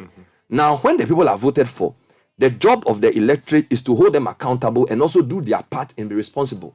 So it's a double-way thing. So you don't vote and go and sleep and think somebody come and do something for you. You police the ballot and you make sure that the people do what they want. You track the manifesto, you use the constitution, you do lawsuits, you call media houses, you picket. You must be active so that the people will know that they are not there on their own behest. That's what you do. So democracy cannot work when you are sitting there hoping that I voted, so I'm going to sleep. No, you must follow through. You must have it. That's why in the past, only those who had property were made to vote. It wasn't because they were exclusionary. They are saying that you must have skin in the game. Yeah. Right? Now, the problem we are creating with this bad governance is that a lot of people will just check out of the system. They have a low turnout of voters. A few people will be recycling themselves, horse trading issues in parliament, and the rest of us are screwed. And we don't want that. And they are happy with that. Politicians don't care the turnout of votes once they win. Even if they get 30% turnout, they don't care. Once they win the election, they've taken over the state. And we must ensure that when they come, they do what we want. And we must not allow ourselves as media, police, churches, and things to be bullied by the politicians into believing their lies. Because the Ghana deserves better. The country has much more promise and potential. There's more resources. We just need to be better led. That's what we should do. And whoever you're going to vote for, I'm not saying vote for this or that party. Whoever you're going to vote for, hold them accountable. The problem in Ghana is that it's only the opposition that holds the government accountable. You vote. Why should MPP people in Ayawaso, West Wuogon, or whoever not tell their MP to vote against the taxes? Why do you think because you voted for MPP, it means everything they do is correct? Okay, and why you think it's only NDC that hold them accountable? MPP voters are the ones who are supposed to tell their leaders that what they are doing is wrong. Mm-hmm. Don't not blaming NDC for what they didn't do in parliament. It's almost as if once you vote for a party, it means everything they do is correct. No, you are the guys who vote them here. So you are the ones who have to make sure they lead right. Do you get me? So you are the guys who, how can I be a citizen of Swami? And Chairman Sabus went to support this obnoxious tax. and Swami people are sitting there looking at him. It's like, are you sick? You are the guys whose business is going to be affected by this tax, and you are sitting down because you are MPP. Like, what's wrong with you? That's what you should do for development. So you know that, Charlie, MPP, this vote you are voting, my people don't like it. So if we don't find a better way to deal with it, I can't vote it. At best, I'll abstain. That's how democracy works. So the people say, look, we the citizens of whichever constituency, whether it's Abusoka or whatever, we don't think this tax is right. And we are petitioning the MP that if he goes to support it, that's the last time he will be in power in this constituency. Then he will write to the president, Charlie, as for my constituency, there is a hot place. But here, you vote and go and sleep. So they will say, all 136 MPs will vote for this thing. And they all go and support it. How? It's because you are sleeping. You are lazy, you are not getting up, you are not doing pickets, you are not organizing, you are not reading. All you do is listen to 1 or 2 radio stations, go and do whatever you want to do. You are not active, you are not writing letters, you are not taking part in the process. You are on Twitter just tweeting. No. There has to be engagement. When they call a DC meeting, go. When they call a meeting of district, go and sit there and raise your hand and ask a question. Mobilize people. That's how you develop countries. Not by just sitting, listening to a radio 2 seconds, writing 1 or 2 tweets and going back to do the same thing. Nothing's going to change. Because for 137 MPs, for not even one of them to see that additional taxes at this time is wrong, it's because the people who voted for them like it. That's the truth. So they will do it because you like it. The only thing they respect is the voter.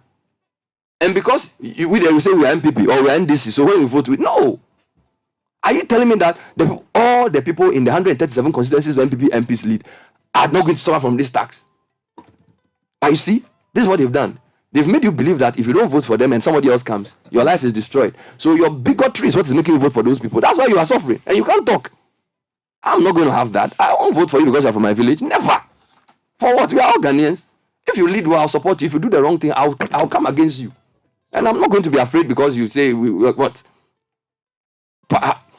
No. So let's be proper citizens. Let's lead well. Let's live well so that we are led well. All right? If you are an effective citizen, an imposter cannot lead you. So rise up in your citizenship and do better. Then your leaders will also know that they can't be writing front page stories that just deny your reality in the name of politics and you just look at it and move on. No. You shouldn't allow that in our country. It's not right. And I'm saying this before the political season comes. When that one, everything is manifesto and things. So please. Maybe God wants me to stop, so the mic has gone off. It's okay. Please, there are some birthday requests that came, but the way the thing is moving, you have to do it. Okay, before you do those for today, let me do this one for the Honorable Aquinas Kwanzaa, the former Member of Parliament for the Mfantsiman West constituency in the Central Region. Yesterday was your birthday. I saw that message late, and so today I'm celebrating you, the Honorable Aquinas Kwanzaa. Big man, you did impossible things in your own time in Parliament and for the people of Mfantsiman West, and they remember you today. And Nathan, a few that came today. I have one here. Chris Hammond, Deputy CEO of Petra Trust. Happy birthday to you. That's coming from Sam Mens. And one to Kojo Nkrumah, Minister for Information, coming from Eric Ano.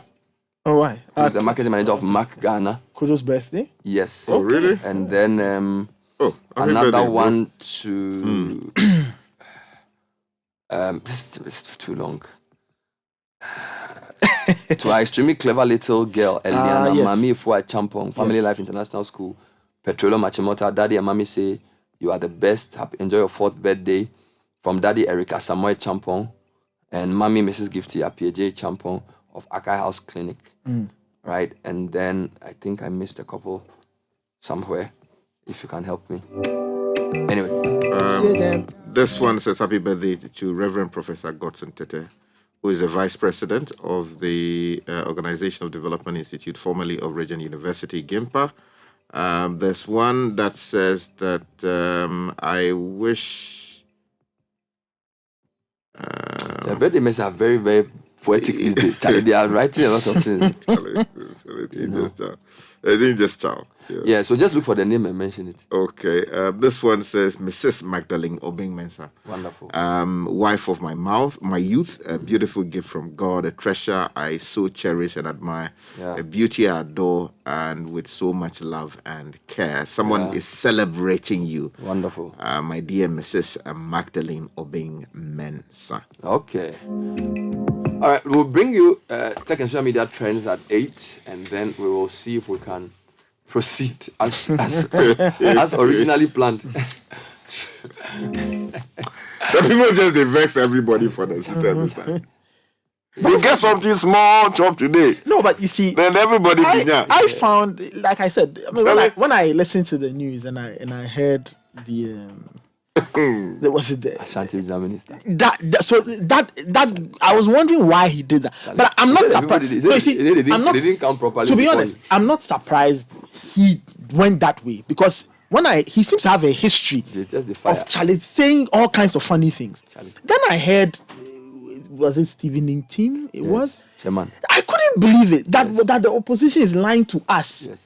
That things are hard. Yes, so the opposition is the one doing that. So the opposition is the one that's causing the problem. Including Russia and Ukraine.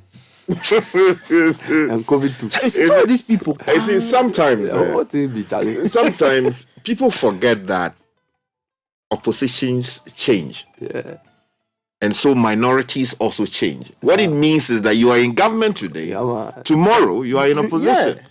And have you looked closely at an opposition member of parliament or an opposition politician who's been out of office for 8 years? Do you know what they go through? So today you are in office, you have all the luxuries of state. Yes. The enjoyment that comes with it. That's the business model. You see, so you chop for 8 years and then you hope you have enough so that when you're in opposition, you survive. When the hungry get too much, you come back. Some people, many of them, just they can't just bear it. It's terrible. So if you are in position today to do something about your people, do it. Because tomorrow you might find yourself on the streets with very little to even get home. First things first, right? So the letter A comes before the letter B, B before N, and FBN, we put you first. Products and services have been designed just for you, and based on the belief that you deserve the finer things in life. And banking is no exception.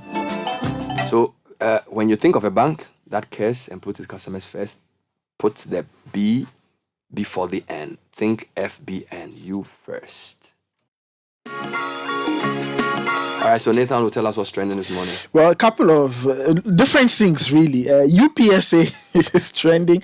There's a video that's popped up on social of somebody flogging another or caning another person, allegedly happened at UPSA, and people are talking about that. Sami Jenfi is also trending. I think he was on, PM Express last night, and it's caused a bit of a stir. The other football-related trends, Mohamed Kudus, Iñaki Williams scored his first goal of 2023, I believe, yesterday, and had people talking. He hasn't scored a goal since. Sorry. We have Shatta Mali album, so that's Shatta Wale's album, and several people are talking about that. Now, if you go to some tech news, Godfred made mention of this in the newspaper review, but I'll give more details. TikTok has been fined £12.7 million by the UK's data watchdog for failing to protect the privacy of children. Sky, you are very big on some of these things. Yeah. Now, it's estimated TikTok allowed up to 1.4 million UK children under age 13. Age under 13 to use the platform in 2020. The video sharing site used the data of children of this age without parental consent, according to an investigation by the Information Commissioner's Office. Now, TikTok said they had invested heavily to stop under 13s accessing the site. The ICO said many were able to access the site despite TikTok setting 13 as the minimum age to create an account. So a lot of those accounts here in Ghana, and many are on even. So who in Ghana is doing the equivalent of what happened? The ICO. Well, it came up in Parliament recently, and they are supposed to put in place measures to deal with it. The Ministry of Communication says that they have a policy that they are developing to try and deal with this particular problem. But Bernard, look, there are many parents who are sleeping by their nine egwa bunting. It's serious, because if in a country which has more systems, they've been able to look at these numbers, then it means here it could be more. It's crazy, Bernard. It's crazy. And the conversations that they are having, terrible. All right, so that was Tech and Social Media Trends brought to you by... Meanwhile, Rupert Murdoch says that she's no longer interested in Leslie Smith. Who is that? Oh, Rupert recently tried to, marry again. So went into an engagement. How old is he? 90-something, Charlie. He says when Solomon was, they gave him something small. That was David. You were David. The blood started working well. So Bemedo say what?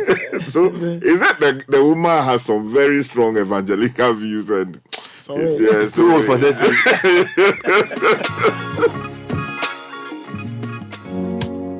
One day, an old lady inherited a huge sum of money. Her family worried about how to break the good news to her. They feared that the sudden good news might give her a heart attack. And so they decided the family doctor who was experienced in delivering such news should be the one to tell her. And when he did, surprisingly, she just smiled. Relieved, he asked, "What are you going to do with all that money?" She replied, "I'm going to give you half." The doctor had a heart attack. People are often surprised when we put them first. At FBN Bank, that's what we do. We put you first. Open an account with us today and enjoy mobile banking, USSD banking, shop and pay with our prepaid Visa cards, MasterCard, and many other services designed with you in mind. FBN Bank, you first. Join the conversation on the Citi Breakfast Show on Facebook at facebook.com/Citi97.3, Twitter at twitter.com/Citi973, and Instagram at instagram.com/Citi973 with the hashtag CitiCBS.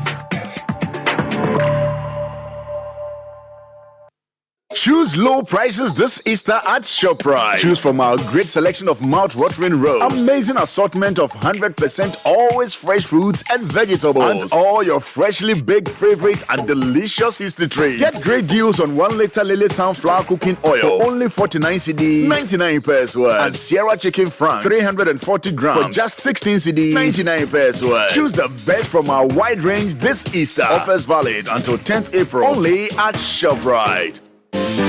Some call it the Big Red Box. Others call it a treasure trove. Explore or range your furniture. Citi Mall is a real wonderland with a fascinating experience. From the moment you enter, right through to the moment you leave, you will feel inspired. There's so much to see, touch, and feel as you walk through Citi Mall. We are now open from 9 a.m. to 7 p.m. each day and 1 p.m. to 7 p.m. on Sundays. Visit us today off Spinkters Road and explore or range your furniture and decor accessories that match your lifestyle needs. There are moments in life when you're just so scared and you feel like just giving up. Oh, but Dino Milk is saying, we know that you can do it. Believe in yourself and then go for it. Go for it. Nourishment, that is your Dino Milk. Choose nourishment. Choose Dino Milk Whole Cow, your nutritious instant powdered milk. Dino Milk. Go for it. This advert is FDA approved. Adwa, Grandma looked very peaceful. I was completely amazed when I saw her neatly presented. She looked just like she was sleeping. You haven't seen anything yet, my brother. You should have seen the care and quality treatment they gave her at transitions. One man, one room, just like a 5-star hotel. Wow. And not only that, we had a dedicated person to guide the family through the funeral planning process. Are you sure? Of course. From picking her up to when we lowered Grandma down, everything was completely stress-free. They had all the needed funeral services, caskets, hearse, chapel, and so much more. This one, dear, no family fights after all. I'm so happy we made the right decision to use Transitions. With Transitions, your loved one gets the best of care while the family enjoys a stress-free funeral planning process. Call us now on 0302-634-706. And no, did I tell you they are affordable? Transitions, the funeral people. Breaking news. An Easter sale at a local furniture store is causing a frenzy. Our correspondent Roland is at the scene. Hello, Roland. Hey, that's mine. Give it back. Roland? Yes, I'm here at the Orca Decor sale where there's a 25% discount on everything in the store, and get your hands off that mattress. People are grabbing everything off the shelves and I said it's mine. Back to you, Sheila. Someone is trying to take my mattress. Hey! Wow. Well, if you like a good discount, you need to be at the Orca Decor Easter sale from 3rd to 10th April. So head over there, get your 25% discount, and give your home a refresh this Easter. Think home, think Orca. This is the Citi Breakfast Show, the city's biggest conversation.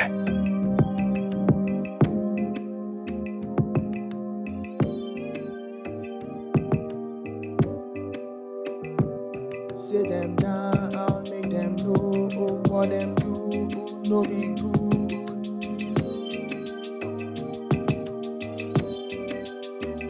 This life ain't no easy, Charlie. That's why sometimes you feel like that foreign. Some of them are they been like that Mali. Spread the message like the new Bob Marley. One day you know the Rasta man could be the president. But we know they agree make them go schooling. But you go check the music player of the president. The man be jamming some hard Lucky Dube and Alpha Blondie. So what is your story? You like their music, remember them fondly. But when they choose school, you deprive them only. You win parliament, say them smoking only. Don't forget all the contributions that they make in the arts. That when he got nominated, they tell that apart. Hypocrisy, I see them and I sit down and laugh. Protect the basic rights of your people, do your part. Oh, I didn't talk too much. I didn't talk too much. Oh, I didn't talk too much. I didn't talk too much. Oh, I didn't talk too much. If you didn't talk too much. much. Sit them down, make them know what them do. No be good, that they talk too much. If you talk too much, if you talk too much. Sit them down, make them know. 12 minutes past 8, Citi Breakfast Show. No be good, that they talk too much. Yep. Let's pay some bills. La Bianca is bringing you Akuko Tasty. Akuko Tasty is locally produced, bred and slaughtered, and it comes freshly portioned in chicken breast, thighs, wings, backs, and gizzards. La Bianca is the sole distributor of Akuko Tasty. You can call La Bianca on 0505 431 111 for inquiries. La Bianca, your number one frozen foods company. You know, this is that there will certainly be some Gujurumi and Hukoi. You know, Gujurumi, use the blood. When you kill the animal, you drain the blood into a bowl and you mix it with some things. You prepare special. And Hukoi. So the Kokolo no, yeah, correct.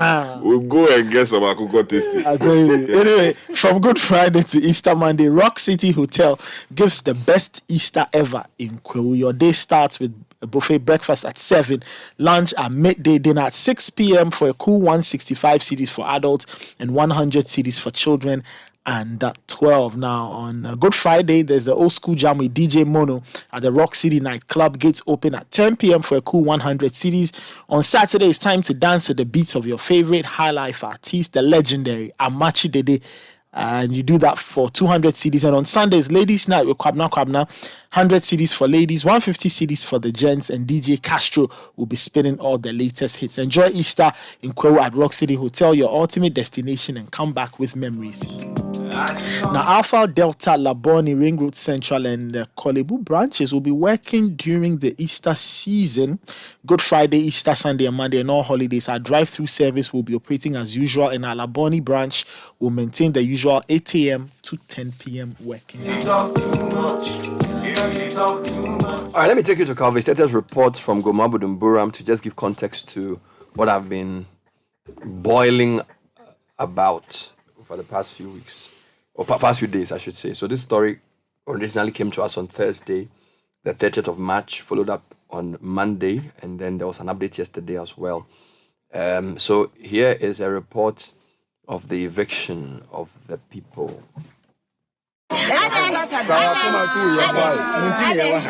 The eviction exercise started around 7 a.m. on Thursday after police officers and task force forcefully ejected residents from the 15-acre land at Sun City, a suburb of Gomwa Budumburam and the Gomwa East District of the Central Region.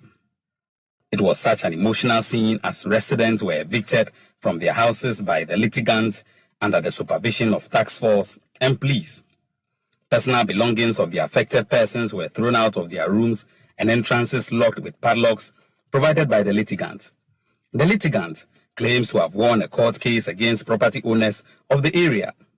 Some stranded residents shared their frustration with City News. Mr. Adams won. A show no more say, what was as number Mr. Bubacha. And yes, Buo, your committee, what's a young can you bet you? They made any a quarter plot. Your man is asking me to 100 million. I must see that in what? My sister woman, Jenny, any 350 million. I need to bet 150. What's that in what? Sister, my letter. What I say, 1 week or so, you bet you. I didn't say, Papa, Maba, you know, I want to. Let us say, can I yet Muchi, Modiano, teaching us a yes, you are in the bed here. Second parents, no more even never grab on here. Papa, yeah, or may I let him, you never know better for them. Say, no, may you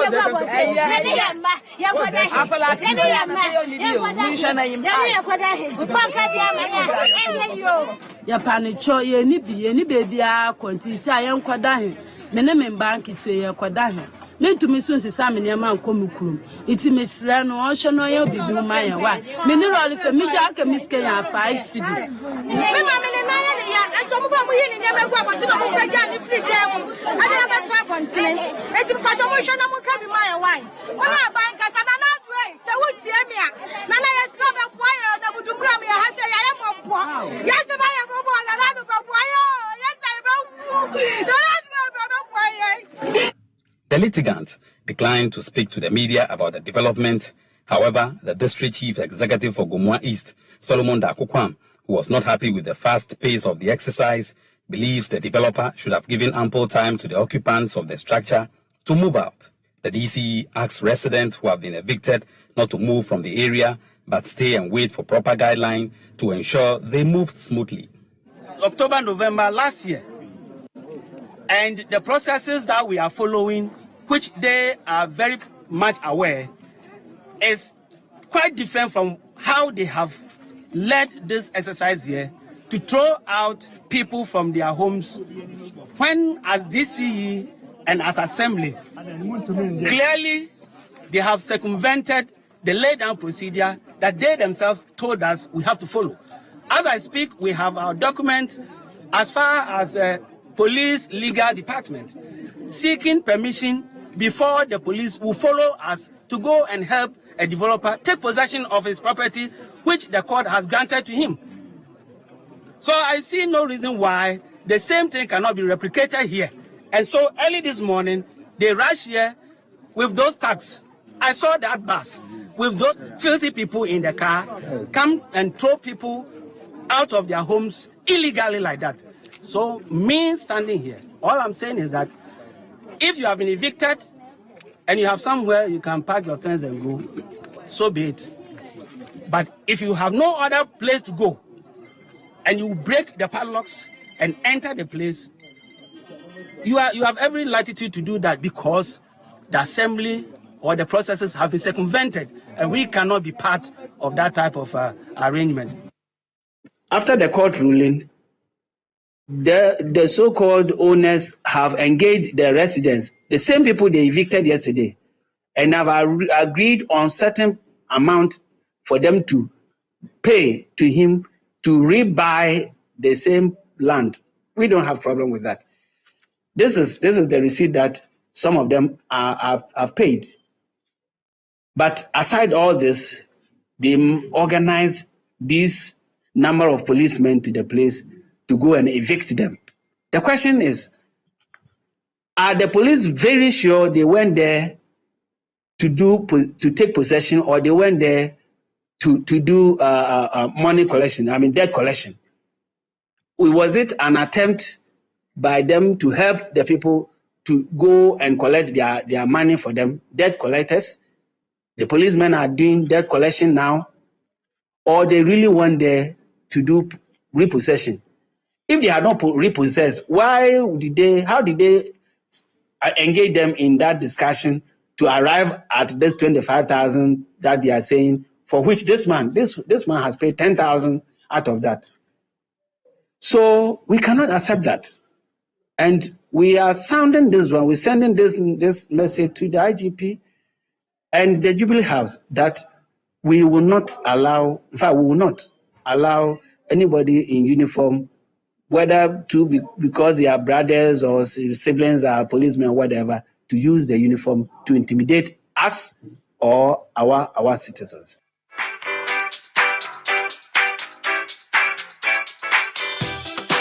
So that was the DCE for Goma East, Solomon Kwam. I'm mixing a lot of issues. I will deal with this and also deal with the school feeding together because for me, I think this is just oppressive, right? And I don't have the merits of the case, but listening to the DC is very clear that the way this was done could have been much better done.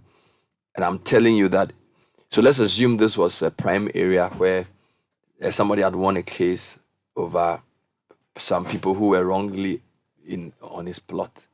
They wouldn't go and do this if it was a proper area in that sense of the word, So they do this because it's Goma Budumburam, because it's poor people. They don't have a voice. And I'm saying a system that doesn't protect the poor is an unjust system. It has to be fixed, right? Because I'm sure if you go to the court, there are cases where people have won cases in more prestigious areas and they are more civil about it. They will go, they will have meetings, they will negotiate. Are we going to go today? When are we going? And they will do it. In fact, there's a major one around your part of town. And they haven't done it this way. The Supreme Court handed down massive win for somebody. Yes. You dare not try what this people did. Because there are two sides. That's the point. So it's a poverty issue. That's why I say poverty is a crime. Because it's and look at school feeding. All right?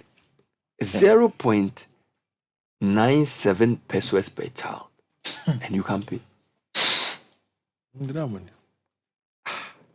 And you know, when we look at the education budget, when the Professor Suman spoke, basic education and tertiary education are both suffering because of secondary education's free SHS. And I don't want to make this another free SHS discussion. This is not a morning for that. But if you are really interested in making people's lives better, you can optimize. Let's assume you have 100 CDs. You have basic education, who need 30. Secondary need 40. University need 60. How are you going to manage that 100 so that proportionally everybody gets not everything they need, but at least something better? But what you're seeing is that the secondary is taking everything. Basic is not getting. University too is not getting. You know, and it's a challenge, right? Before we go to the school feeding program, I just wanted some comments on this and other issues. Oh, so, from there or from us? Oh, from anywhere. Okay, let me. No, I think I wanted to read comments about you open fire. This one from Prosper, the boat driver, says, "Good morning, guys. I'm loving the mood with which Bernard is speaking this morning. Keep up the good work, sir. As for me, I've been saying poverty is the reason why we see free SHS as an achievement." This one says, "Good morning, Bernard and team. I perfectly understand your frustrations, and trust me, I equally share them with you. I get so angry when I see citizens support parties, even when what they are doing is so wrong. The politicians know this, and they have taken advantage of it. I pray we all wake up one day as citizens to hold politicians accountable." This one from Paul in Adenta says that, "Bernard, if anyone wants to become president, he has to answer the following questions. 1, Article 71 issues. 2, taxes, LGBT. The third one, nepotism. The fourth one." This one is coming in from Paul in Adenta. This one from Asante says, "Guys, until we get a third force in Ghana to hold our government accountable in parliament, nothing will change in Ghana." This one says, "Good morning, City CBS. Bernard, this morning you have spoken my mind and all your submissions are on point. May the Lord God bless you." This one from Joshua Ajolulu in Accra says, "Bernard, Charlie, give them well. Our leaders are too selfish. We voted them into power. They should not forget. Regards." This one says, "Good morning, Bernard and team. These politicians have always been the same since they came to power. Whenever they are invited to give a speech, they talk as if they are on the campaign platform. From the president right down to whoever, they have been like this. May the Lord God save our country." It's coming in from Felix in Teshi.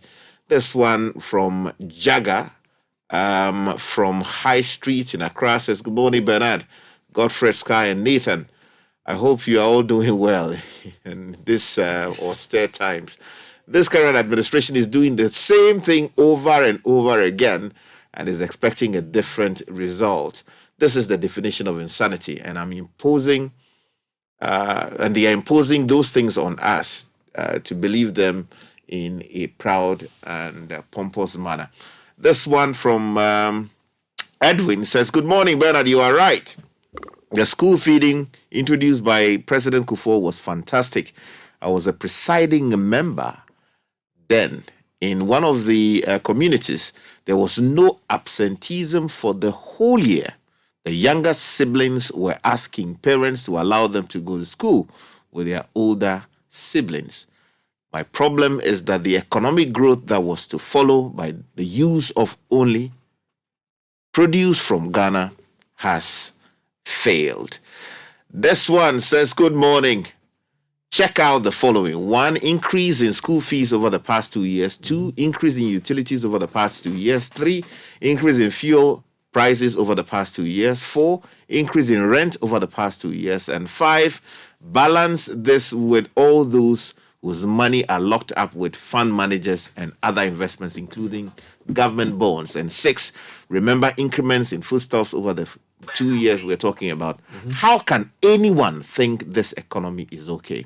It's coming in from Nahum Awache Aken in Tema. This one from Comfort in Amasaman says, "Bernard, good morning. one thing about this country is that only governments in opposition see the true state of the economy. Once they get into office, their ability to see properly is destroyed, for lack of a better word. We need to stay true in and out of office. And this one says, good morning, Bernard and team. A very insightful monologue. Personally, I have given up hope for this country. There is no hope. Electricity bills are very high, water bills high, cost of food high, transportation high. Even to survive practically is impossible. I have been unemployed for 9 years, while employed colleagues claim they had to pay as much as 20 Ghana cedis just to get jobs. There is no hope.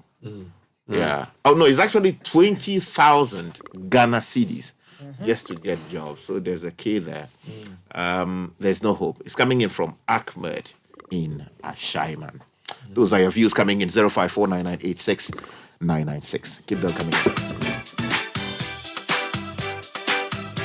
All right. Before I move to school caterers, Godfrey wanted to make a quick comment. No, it's all related okay, let's anyway, Bernard, because you know when you put together the conversation you've had, let me spoil your day even more than it already is.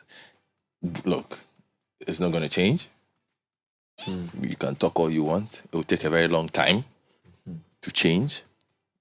I always looked at it as part of the growing up process of democracy. Unfortunately, we are the worst part of it. But if we do not grow up quickly, things will not improve. You are upset by some of the things you hear and all those things. Do you know why? Because when politicians speak, they're not speaking to Ghanaians, as in Ghanaians. No. They're speaking to their party people. First. They're speaking to their party people. The earlier we understand that, the better it will be for us all. So when the president is speaking and he says fellow Ghanaians, he's not saying fellow Ghanaians. Oh, come on. I'm telling you. Hold on. Bernard.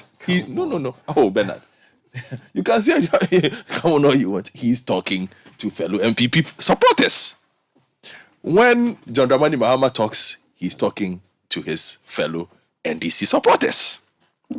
Now, those of us on that divide who follow either NPP, NDC, LP, GP, NP, whichever one, also consume it in that manner. That is why most of the time, you will struggle to get any kind of pushback. So we should consume it like people who are not being talked to. This message is not for you. It is not for you. I know. You see? So that we would have our peace of mind. Yesterday, there was an MPP press. I was there not. Yes. If you look at the responses, in fact, I listened to Nana B on a platform yesterday. He said they could not allow the NDC narrative. So they had to tell their own. There had been a state of something. NDC did something called Two States of the Nation. Hold on. Front page of the Chronicle, Education Minister, what did he say today? He says his data indicates that the education outcomes are better than the data under Mahama. In a proper state, organizational, institutionally, why would there be Mahama education data and the Kufuor education data? There has to be data for the country. There has to be data for the country. But everybody takes over and does their own data. Osai Mensah can talk down to caterers there, yeah. Because it's a transactional democracy. It's a very transactional democracy. So you will say he's been rude to them. He will meet them at party meetings in the region. Let me actually check. They will have a chat. I like your train of thought, but let me just do something and come back. I have on the line Dorothy of Free Sapong, a school feeding caterer in Ashanti. Okay, just want to understand the problem with the payment and what happened. Madam, thanks for joining us. Good morning. Good morning, dear. So, thank you. So, how many caterers are we talking about in Ashanti, and for how long have you been owed? Oh, that one, I don't have the data, but we are many. Okay, so when did you go to the minister's office, and what happened when you went there? Okay, good morning to your listeners. What happened was that because we are having many problems, we decided to just put our grievances on paper and then go to our own gender minister, and then give the regional minister a copy to be given to the president, because we knew that when he gets it, the president will also know it. And that is why we went there. We didn't go there in the form of strike or demonstration. But as usual, women like noise. And so we were just singing our usual songs, and then he sacked us. And when you got there, what happened? What happened was that he came out. And then he said, "Why are you here with this so nice?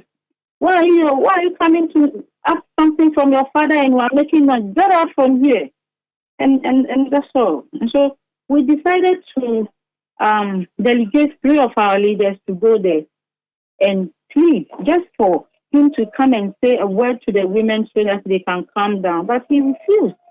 We tried our best just for him to come and say a word, but he didn't. But we are not so sad about what he did. But what we were expecting from him was love. Just show some kind of love, because we knew that he wasn't the one going to pay us, and we were not going to demand anything from him, but just to present something to him and for him to say maybe but he didn't show love. That is what I would say, because any other word would be too harsh for me to say. But so he didn't. He shouted on you, and then he didn't also come out to speak again because he was angry. Oh, no, because you see, we were not going to him just to attack him, because we were just going to present our letter, and he refused to accept us in a fatherly way. Okay, so let's come back to the problem that you went there with. I'm saying that how long have you been owed? How long is the arrears for the amount? Okay. It was 3 terms. It was 3 terms. So let's say a year. 3 terms. So for the average caterer, like one caterer, how much money will be involved for somebody like you as a person for 3 terms? How much would be involved for one person? Usually, it depends on the number of students that you are cooking for. For instance, if I'm cooking for 500 people, my money will be different from somebody who is cooking 1,000 or 300 or 200. And so you just multiply 97 pesos times the students, number of students, times the number of days that you cook. And so when we did when we add up, we could see that the days were reduced. But in the days of Otiko, when she pays and then the days are not full, she will just indicate that I have paid 30 days or 40 days, remaining 25 days or 15 days. We just expect it. And that is what we were expecting from our gender ministry. But they were refused to tell us. What they told us was that it was non-cooking days that they deducted. But what kind of non-cooking days? When the teachers went on strike, we were still cooking, because they brought a communique that the children will be coming to school, so we should also go ahead and cook. And we did exactly, because our items are perishable goods, and so we couldn't even stay home with it. But it was unfortunate. And that wasn't only this time that we are complaining. It has been occurring, and they were not correcting it. So how have you been cooking for the children if you haven't been paid for 3 terms? And that is why now we have to voice out, because that's why we are not cooking now, because we don't have money. We don't have it. And now foodstuffs, the prices are high. And so there is no magic that we can do again. No. What kind of food do you cook for the children, by the way? Oh, rice and stew, sometimes jollof, sometimes wache and stew, yam, and then yokogare, you see, and sometimes tosavi, sometimes bengu and okra soup, abetie, that is face the wall, and Ghana soup, depending on the area. Some area they prefer diehu and then wache, some to jollof rice, but when you go to other places that, like in Pampo and so on, I could see that they could enjoy the yam, because it will be very cheap over there. So usually you get the supplier of the material to give you the items on credit, and then when you finish, you pay them back, or you use cash to buy Because if you are going to cook Diehu or TZ for somebody or Benku, it means you have to get the mori and all that. So do you buy it on credit, or how do you? Because I know you are paid later for the thing. So how do you get the money to pre-finance this? Yeah, pre-financing. If you don't have the resources, you cannot. So about 20% they have their own money to do the work, but about the 80% they go in for loans, and sometimes they also have people that they credit as staff for us to use throughout the term. And so it depends whether you go in for a loan, half of the money to buy things that you cannot credit, and then those stuff that they can credit you credit them, like maize, rice, oil. Someone you can credit, but when it comes to something like granite, okra, tomato, that perishable things, you cannot credit it. So we borrow and then we credit other items too. We've seen some videos circulating. I think one of them from Oshimasi Anglican Basic, where the quality of the soup that they are pouring in the thing is very, very poor. And it seems as if for some of the schools, the quality of the food is very, very bad. I don't know if you've seen that video. Do you know anything about these claims that sometimes the caterers, the food they give the schools are of a very poor quality? It is true. We saw it. Sometimes we all condemn it, but then, as you know, women, we have different types of women and then cooking. Even your wife may not cook like the way I cook, or I may not cook like the way you are. But sometimes with the garnets that they buy, that quality too is questionable. So sometimes if you don't buy the right garnet and then you cook with it, you get that result. And so we can't blame them too much, because some of us, we knew them. So we went there and then we talked to them, and then they explained that this is the granite we bought. So it wasn't like every day. That is how it is. It was once a problem that happened. So, finally, there are some who say that you people cry, you are MPP people who were selected to cook. So it's not as if they did some proper procurement and chose cooks, but they are basically MPP people that were selected. If your own party cannot pay you, that one is between you and your party. I don't know if you've heard that. Is it true that you are MPP women who are doing the cooking for the schools? 100% true. Nobody can deny that fact. Nobody can dispute that fact, because when NDC comes right now, they will kick all of us out. And so it is an MPP. It's a sacrificial work. So if you are not MPP woman, you can't even do it. And when you heard the price, weren't you surprised? How is it an MPP work? When NDC was in power and they were cooking, was it an NDC work? Isn't it a work for the students? How does it become an MPP work? It's a government work, but the party brought the government into power. And so if you don't help it, they can't achieve that aim. You see, that is why I'm saying that we were not talking till this time, because last year you saw how prices shoot up, and then now that the whole country is in crisis. But then we needed some people to talk to us. Why the payment is delaying, or why they paid some and then they didn't pay us all. And that is why we were lamenting. But I'm telling you, if you're not a party member, will you do it? You can't do it, because it's not anything profitable venture. But we also do it to support the education that our government is all trying to achieve that. So if NDC can write down, they will go out and they will also come and do it. So even if you are a good food supplier for your school and you are MPP, if NDC comes to power, you expect that they will sack you and give it to NDC cooks? Oh yes, they will do that, because Kufa brought this very initiative, isn't it? Yes. It started just 2007, and then just 1 year, or is it a year or two, then we lost, and NDC came. They sacked all our women. Even some were cooking. There was fuel and fish on the fire. They collapsed everything, and then they sacked all of them. That was 2009 and 2008. So, fortunately, when we came 2016 or 17, we didn't do that. But they knew that when your government can, you have to pack off and do. Okay, finally. So, have you managed to present the petition to the gender minister herself? Oh, we went to our regional coordinator. We presented it to our regional coordinator. So she'll forward it to the minister, gender minister in Accra. And then we wanted the president to also hear, and that is why we went to our regional minister.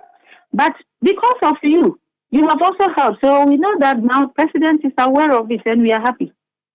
We wish you well, and we hope you get your money paid soon so you can continue cooking for the children. Thank you. Thank you very much. Dorothy, for his appointment is a school feeding caterer.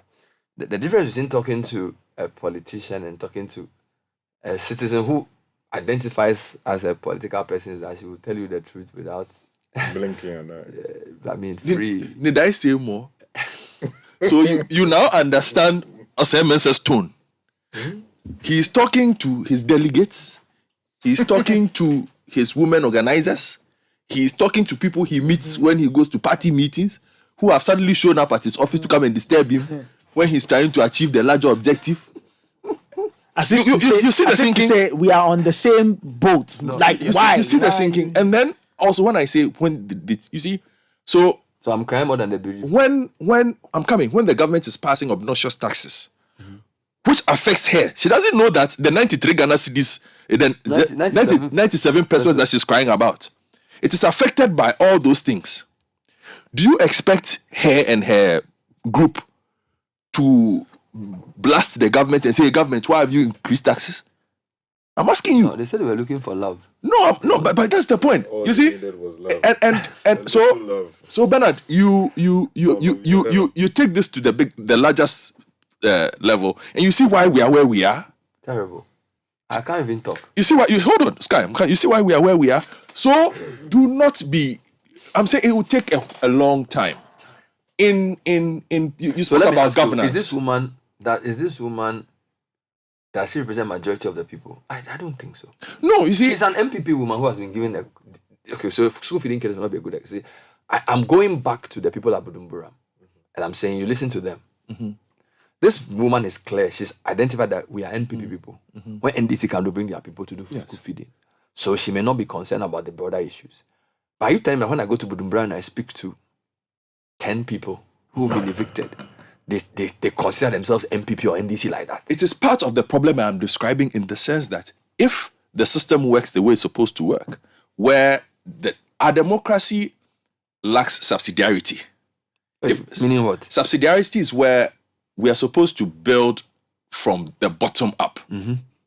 So the things that impact us, the little rules, the legislation should normally emanate from the local level up, but we rather do it from the top down. So you can criticize a lot of if you look at Western democracies, for instance, which is what we practice largely, that is what happens. And then the West normally tends to criticize China. I'm not a big fan of China and the things they do, but China has subsidiarity, which is an advantage. Now, if you look at the data, a lot of what happens in China emanates from the provinces, the prefectures, the towns and villages. So it's bottom up. Bottom up, the developmental projects. So there's significant accountability. There's significant revenue generation, which is used there. That also gives the person who runs those prefectures, provinces, villages, cities, a certain level of legitimacy. So nothing happens in those enclaves without the person being in the know. You come to Gomwa, where the DC, I like the position you're taking, that, Mr. President, this and this and this. But under normal circumstances, there is no way 20 or 30 policemen should be able to show up in the area. He's the head of DISEC. Hold on. Without even, without the commander placing a call and saying, there will be 20 or 30 policemen in this area today conducting this. It should not come as a surprise to him. Then he would ask, why are we doing this? Okay, can we do A, B, C, D? So then he would have been able to put in place measures to at least even humanize what is happening. But you understand this? Okay, so because it's top down, everything, he's sitting there with his people at DISEC. They don't even know what is happening. Police have been spoken to by somebody and they are coming to his constituency to come and do what you see. So a citizen has gone to win a case in court. It gives him certain rights. Now he goes to the police to say, go and help me enforce this. And Sky, I think, is that legal? As in, so he has a court order, so he goes to the police. Yeah, normally, the police would ordinarily accompany people to enforce those. Yes, but would the dissect not be available to? Because you are especially when they are going to demolition. They are going to evict 1,000 people in the district. Once it would disturb the peace of the area, ideally the dissect now, should be aware. if the system also worked the way it's supposed to work in a democracy, which you've been discussing and your frustrations with it, you see how I'm trying to link everything together for you. Charlie. The police that would conduct that operation would not come from Central or some. It will come from the enclave. So at the moment, I think that area has its own police district. I'm sure it does. Last month, the IGP announced some police districts. Yes. So if they came from the they were supposed to come from the Kaswa police district. Who heads that area? This man. Definitely, this man will be this part man of will be part of the dissect. He dissect with the people who are there. Yes. So he would be in the know. Yeah. So whatever meeting that would have happened, okay, tomorrow morning we are going to go Budumburam to evict these people. He would be in the meeting. Okay, he would say, okay, we have to do this. He would pre-inform the people. So no matter how many notices the people have had, or even the MP crash, these things should not happen on the blind side of local authorities. But because there's the system that we run currently is one where there is no communication. And another example I'll give you of why our democracy is a bit warped is what happened in Ashaiman, for instance, where we have the people who are supposed to have oversight, the civilians, not understanding the fact that they have oversight. Okay, so you have a member of parliament who, under normal circumstances, you would expect understands the fact that A and B and C is supposed to be how a democracy works. This is how the rules work. But he will turn it around and then defend it. Okay, so for me, this business of you're talking about the minister. Yes. It wasn't the MP who defended it. No, I'm talking about the deputy. Defended the later minister. Yeah, but you said MP. Sorry, he's an MP. Yeah, but it was because in this particular case, the MP opposed what they did. Yes. It was the deputy minister.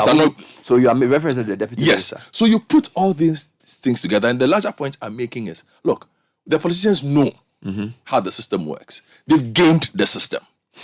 Okay, when they stand behind the microphones, they are addressing their people. Unfortunately, we also do not have a situation where... But let me ask another question. Oh, this so-called their people, no? Yes, so women organizers and the executives cook. But are you saying that the large majority of ordinary Ghanaians, so if somebody voted for MPP and the person lives in wherever, that the person is so beholden. You see how this lady I spoke to said she's an MPP person. Claire. It's different from an MPP sympathizer. Yes, because it's true. If an MPP sympathizer who is not an MPP member listens to the chairman of MPP say that it's NDC that is lying about the economy and that, would that sympathizer believe that this man is speaking the truth? What the parties have come to understand, and what you and I do not understand, is they look at this purely in numbers. It is what accounts for how we divide constituencies, how we do everything. Numbers matter, and they know their numbers. So what they have been able to figure out is that the last election in 2020, the MPP has 6.7 million people who voted for it.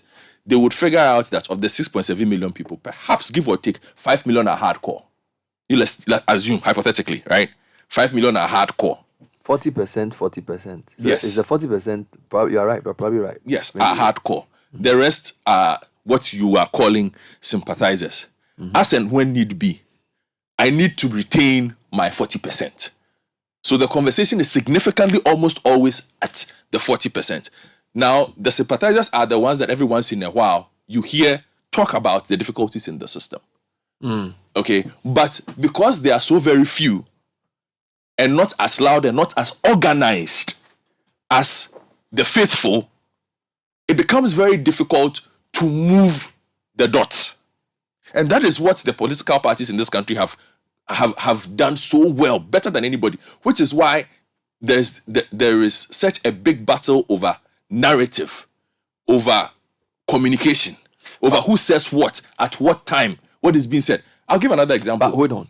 Before you go, is there not evidence that the middle is growing and the hardcore supporters could be reducing? Because I don't know if it was an Afrobarometer. So like I do know that yes, every election MPP and NDC will get their 40-40. Yes. But that 40%, is that what makes them hardcore? They are regular. You see, because I feel like when the kind of issues we are facing now, like you put your money in a bank or you've gone to buy a bond and then they are telling you they won't pay and things. These are issues that even if I am a supporter of the MPP, I should say no, this is not right. Like you saw the former chief justice. People have said so. Are you saying Ghanaians are not getting wiser that yes, we may be supporters of NDC or MPP, but this is not something we would no, but I admitted to the fact that we are not going as fast as perhaps need be. It will be impossible to say that Ghanaians are not getting the wiser. There's a new generation coming. I hope so. I really hope there's a new generation coming. Because the way there's coming together, I was even talking today. I'm losing. But the difficulty is this. Let me just wrap this up. The difficulty is this. The transformation for them is also laden with a lot of cynicism.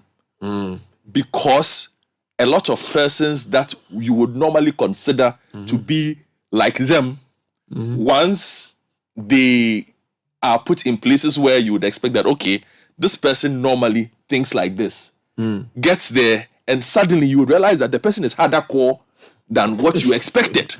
The person that under normal circumstances you thought was rational is actually an ultra, for want of a better word, if you understand what I'm saying. I get you. Okay, so that growing band in the middle of people who rise up every now and then, talk every now and then, there's also a lot of cynicism and skepticism around them. And so it hasn't made for the kind of rapid growth in our development and democracy as we would want. The reason I push this angle is that, look, we've done Fourth Republic for 30 years, 1993 to 2023. So 30 years is a bit of a long time to assess anything. So if I was 10 years old when this started, I would be 40 years old. All right, so you are not a small boy, even if you are not born. So are you saying that Ghanaians are not, why are we not wising up to say that this is a hoax? These guys are just deceiving us. And they are there for themselves. And that we perpetrate it with the way we vote. And our silence in how they govern. So we need to change the way we vote and also engage better after the vote. Because it's like, yes, if in 1998 I was in SS3, this is the first time I'm hearing private radio. So if I hear Tony Edu and Kwame Nabatels on air, I'm excited. Because, Charlie, for the first time, there's political debates and I'll vote for whichever party I like. Charlie, but that's 1998. We're in 2023.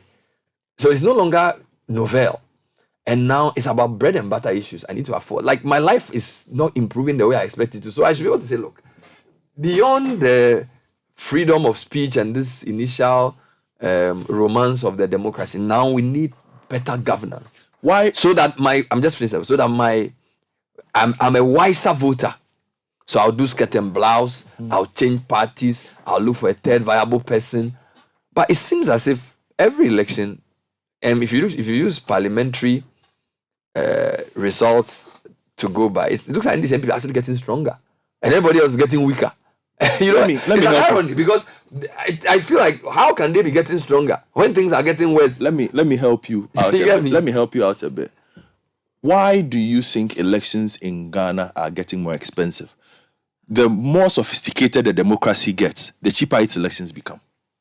So our democracy is not developing. So no, I'm asking you, is it not getting more expensive? If you look at the last 2 or 3 Afrobarometers. Yes. Why are politicians spending more? Well, that your point can be questioned because US elections are getting more and more expensive, even though they are democracy. Look, US is a terrible example. Anyway, so let's forget. But your premise is that what? If democracies get better, elections get less expensive. And look at where the expenditure goes. I can spep to this because the delegate system. I come from a background where I have seen this firsthand for 16 years. Oh, I know.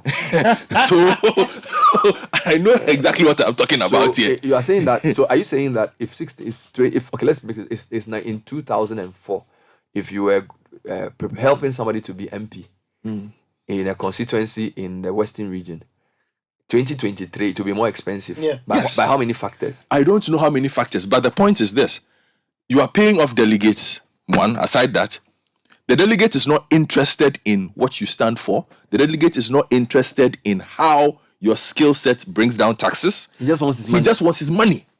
Now, once you have the delegate gives you his vote and you get to the ground proper, there are certain areas where, if you look at numbers, for instance, if you come to my neighborhood, Eslosu has never campaigned on my streets before. Because she knows she will win, or what? No, because my street is very different from the rest of our There are not a lot of people. There are not a lot of people. It's very heavily residential.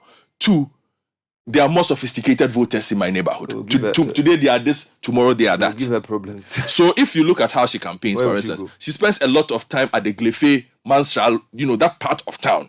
Now, if you were to look at your constituency, you would come to the same point. So a lot of the politicians would focus on the densely populated areas, which most of the time also tend to be the poorest areas. Now, what happens there? Do you also give people money? Because how many people can you give money to vote for you? You just need to find enough. You just need to find enough. Is it more a question of money or also the way? Because I thought a lot of our voting is based on where people are from. There is that. So they are primed to say we are from this party. This is the party we vote for. So they don't question it. If you let me develop this, you will get. I won't take long. Okay. So you put all these things together, and you have a voting band. Okay, that is dominated by people whose understanding of day to day or of the economy is, I have money to eat today. There isn't a very sophisticated thinking of long-term planning. You understand? There is, I was hungry today. Bernard Avle has given me 10 CDs or 15 CDs and has given me a t-shirt during this cycle. If I need money, I'll go back. If I need money, I will go back there and I will get it. So that person is more relevant to me than this gentleman who's here talking to me about, Talefo, you know that these taxes that the people are bringing, it is not good though. It is going to do ABC. I will look at your face, you will talk, oh, sir, okay, I've heard you. But in my thinking, my appreciation of what you're saying is, how does this impact me now? Because the person's thinking is this: when I vote for you and you go to the center, you are going to enjoy. This is my time. Give me something. I understand that. It's a very poor way of thinking. I understand that for delegates, but I feel like for the ordinary voter, I feel it's more the way they've been told that those of us here, this is who we vote for, that they've not questioned. Because when it comes to money, which brings me to you are already confirming a point I have made. The dominance of the narrative, which is why the narrative is important, which is why the two parties you keep talking about, why the two parties are getting stronger, Sky. The fact is they are getting stronger because they are investing in the narrative. So social media bots, the troll farms are growing, Facebook, more airtime. If you look at the number, the amount of airtime that political parties have now in terms of daily discourse, the number of newspapers, they have levels of spokespersons to everything. So like you have stations which are like, you can even consider like regional level stations. There's somebody who's going there every week. Yeah, to speak for NDC or MPP. So there's a complete ownership of the narrative. Yeah, so you're right. You understand? So over a period of time, we are accomplices in this. Whether we like it or not, I'm just saying that over we are willing accomplices. Oh yes, but the hope is this. The hope is this: we are a growing democracy. Are you sure? I'm just saying. Based on what you are saying, we're actually a shrinking democracy. We are growing. We are a democracy that is like. There must also be room for hope. No, it's beans, baby. The democracy they grow, but I know they grow. They grow. There must be room for hope. There must be. I cannot simply say it's broken. It's not broken. It's growing. It's growing in age, but not in body. No, it is growing. It is growing the way the two largest parties want it to grow, which is dangerous. And we must fix it. So the all these guys who are supposed to be, I don't know what to even use as. We are the civil society, the media, the clergy. Is it that we are afraid of the parties, or we don't have a strategy? Or it's too hard, so we should just swing between the two, or I don't know. And okay, let me ask another question. Does frequent change of the government make them better? So, like, if we used to give you 8 years, I'm going to give you 4 years. It used to be 8 years, so now it's going to be 4-4. So maybe we should do 4-4-4 or something. I don't know. It's Charlie. I don't know. Anyway, what I'll do is let me situate this in some facts. If Fred can get me the Kofi Asare interview with Sanda yesterday. He put the school feeding program within the broader context of the government fiscals. So I'll bring that to you after this short interregnum. Then we will move to something else. So I'll deal with the education policy issues around the school feeding there. Then later on, the University of Ghana is holding a public lecture on Ghana's economy on Thursday tomorrow, and I'll be moderating that lecture at 5 p.m. Yes, and it will be live on Citi TV. This is not Galamsey. This one. No. You know, when my university calls me to come and moderate a lecture, I have to go.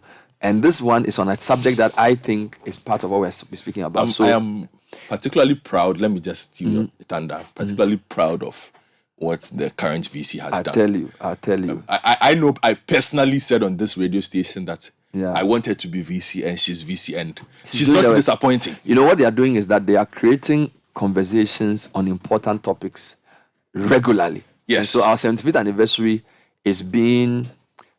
So they are dealing with it well. They are not doing like 1 week anniversary and then go and sleep. It's almost like the whole year. And there have been a number of talks, high-profile talks that have been had. There was one done by Manasseh, our Ghana Reflections on Integrity and Resilience. That was done 2nd March. And then there's Yao Graham now doing one on the need for a paradigm shift in restructuring the economy. All right. So, and I'm sure there'll be other topics as well. So we'll be bringing you that live on Citi TV tomorrow at 5 p.m. And it will be from 5 p.m. to 8 p.m. So that's 3 hours, live event. Dr. Agrema is the main speaker. Then you have Dr. Philip Abradu Otu, who's the Director of Research at the BOG. He'll be on the panel. Dr. Priscilla Chumese-Bafo is also on the panel.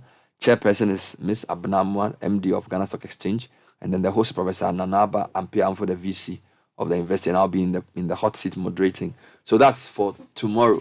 So I'll do a quick interview with Professor Ebo Texan on this. But let's do a few things here, and then let's do the Kofi Asare before we do Ebo Texan. Your health is important to you. That's why you need to visit Vigdank Healthcare. It's a Ghana Health Service certified healthcare center that specializes in kidney stones, hepatomegaly, hypertension, fatty liver treatment, among others. They are on the Spintex Road behind the Standard Chartered Bank, and they use 100% natural medicine in all treatments. Call them on 0549 951 211 or 0502 661 346. And empower yourself with practical qualification in corporate finance, financial markets, and investment management, including practical application in financial modeling. CFA is a globally recognized standard for measuring expertise, experience, and ethics of investment professionals. CFA Level 1 eligibility has been extended to university students with less than 2 years remaining in their undergrad studies. Get the right tuition support from Benchmark. Register now at benchmarkghana.com or call 0277 511 315 or 0249 944 442. Standard Water has been providing us water for over 25 years. They've got great experience, and they are still giving you water, and they're giving you sachet, bottle, dispenser mounted jar water and customized water for your parties and other special occasions. For quality water, drink Standard Water. Call them on 0202 055 703 or 0547 334 385. This ad is FDA approved. Now, if you are thinking of what to do with some downtime, go to Maha Beach Resort and spend 2 nights and get the 3rd night for free in a standard room, $454 USD or 4,995 cedis for 2 persons. And the package includes dinner on arrival, breakfast, lunch, and dinner on 2nd day, and breakfast on last day before departure. Free airport pickup service, complimentary early check-in and late check-out to 1 p.m. And they have upgrade of rooms and other services available on request. Call Maha Beach Resort on 0303 977 773 or 0501 570 684 or 0540 124 114 for more details and reservations. Send an email sm@maharesort.com or reservations@maharesort.com. This is the Citi Breakfast Show, the city's biggest conversation. 1xBet. Easy betting, easy winning. OneXBet, reliable bookmaker that offers you a huge range of bonuses, great odds, and many chances to win. Register now on onexbet.com.gh and use promo code PLAY1 to get 300% bonus up to 3,445 Ghana cedis on your first deposit. OneXBet gives you more. Gambling can be addictive. Bet responsibly. Not for person under 18 years. This advertisement has been vetted and approved by the Gaming Commission.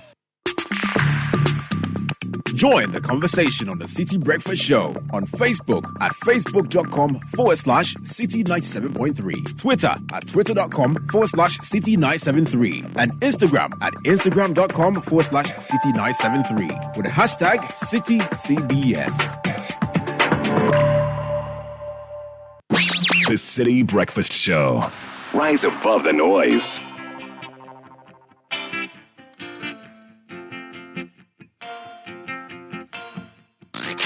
Unleashing the power of relevant radio. This is Citi 97.3.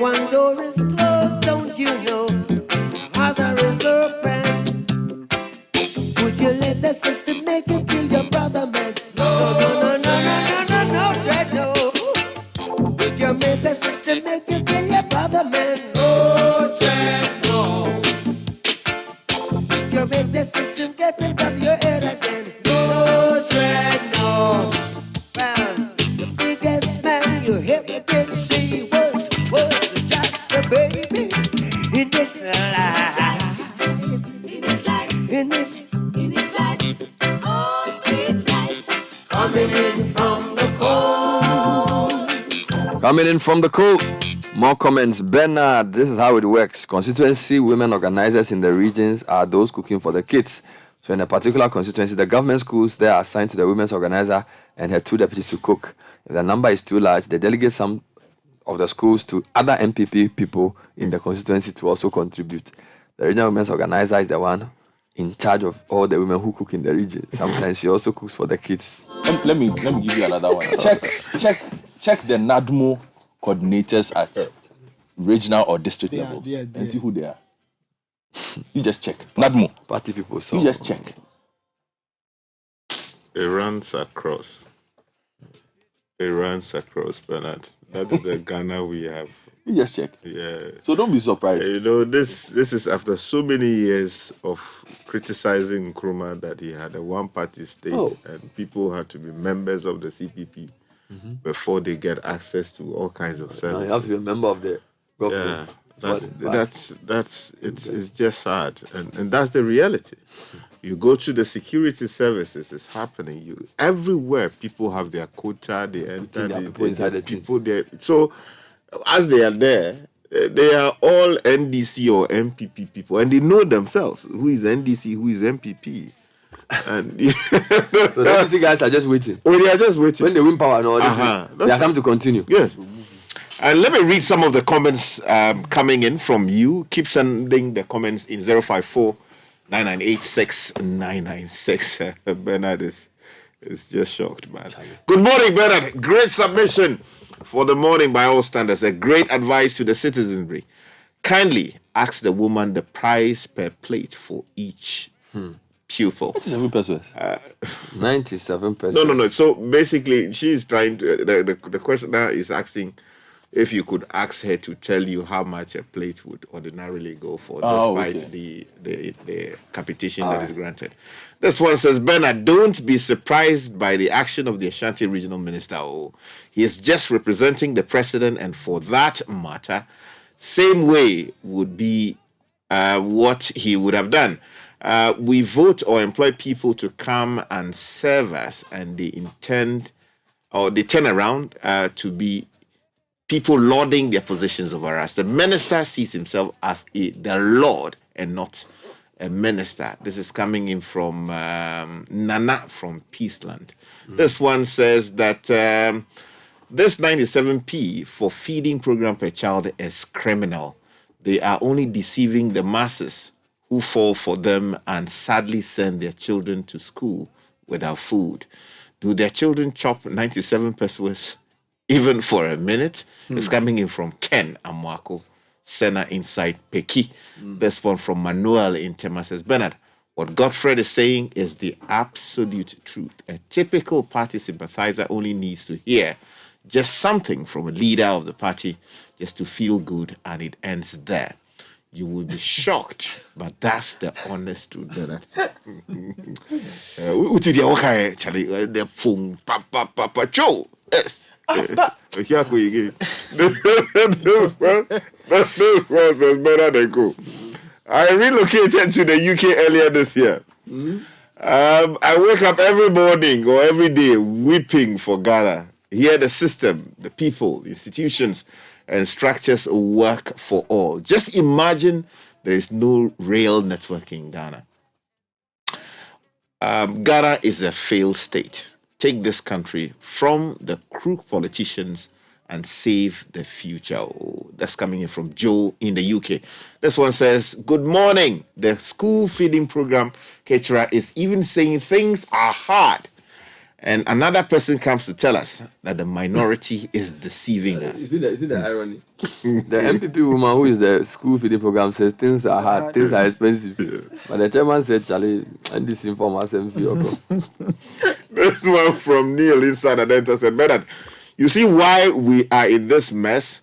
Will some Ghanaians ever grow up and smell the coffee? This party politics has eaten deep too much into the fabric of our very culture. What a shame. This one says that, good morning, Bernard and Citi FM. Please, let's clap for this school feeding woman. She's a truthful person. She spoke the truth. They are all MPP women. It's coming in from Mrs. Clue. This one says, good morning. This one says, good morning, Bernard and team. Good morning. We are happy when we were happy when my sister got this contract to cook for people actually in my hometown home. 2 years down the line, we had to intervene in a fight between my sister and her supplier due to non-payment from the government. We had a family meeting and we asked her to stop cooking. Now we are still paying that debt of about 25,000 Ghana cedis. Owe the supplier to avoid the curses she threatened to invoke on us. The family, the people that they want to join the family to the cases. All attempts to get feedback from the authorities on the reason for non-payment have proven futile. They won't even mind you. They don't even mind you. Very sad. That's coming in from Jackson. Charlie, serious. So that place, they certainly the old way some of the times. Now, good morning, Bernard and team. I'm surprised you're surprised. You didn't know the political parties usually replace people for casual work. Bernard, do you know the GRA initiative to start collecting property taxes? There was an internal communique that MPP people should be recruiting at the assemblies to augment the GRA staff. Oh, Lord. Even Henry Cote's people in uniform are only party people. It's become very normal. Let's hear Kofi Asare. He had a chat on the news yesterday about the school feeding. Just to wrap it up before we move to our next interview.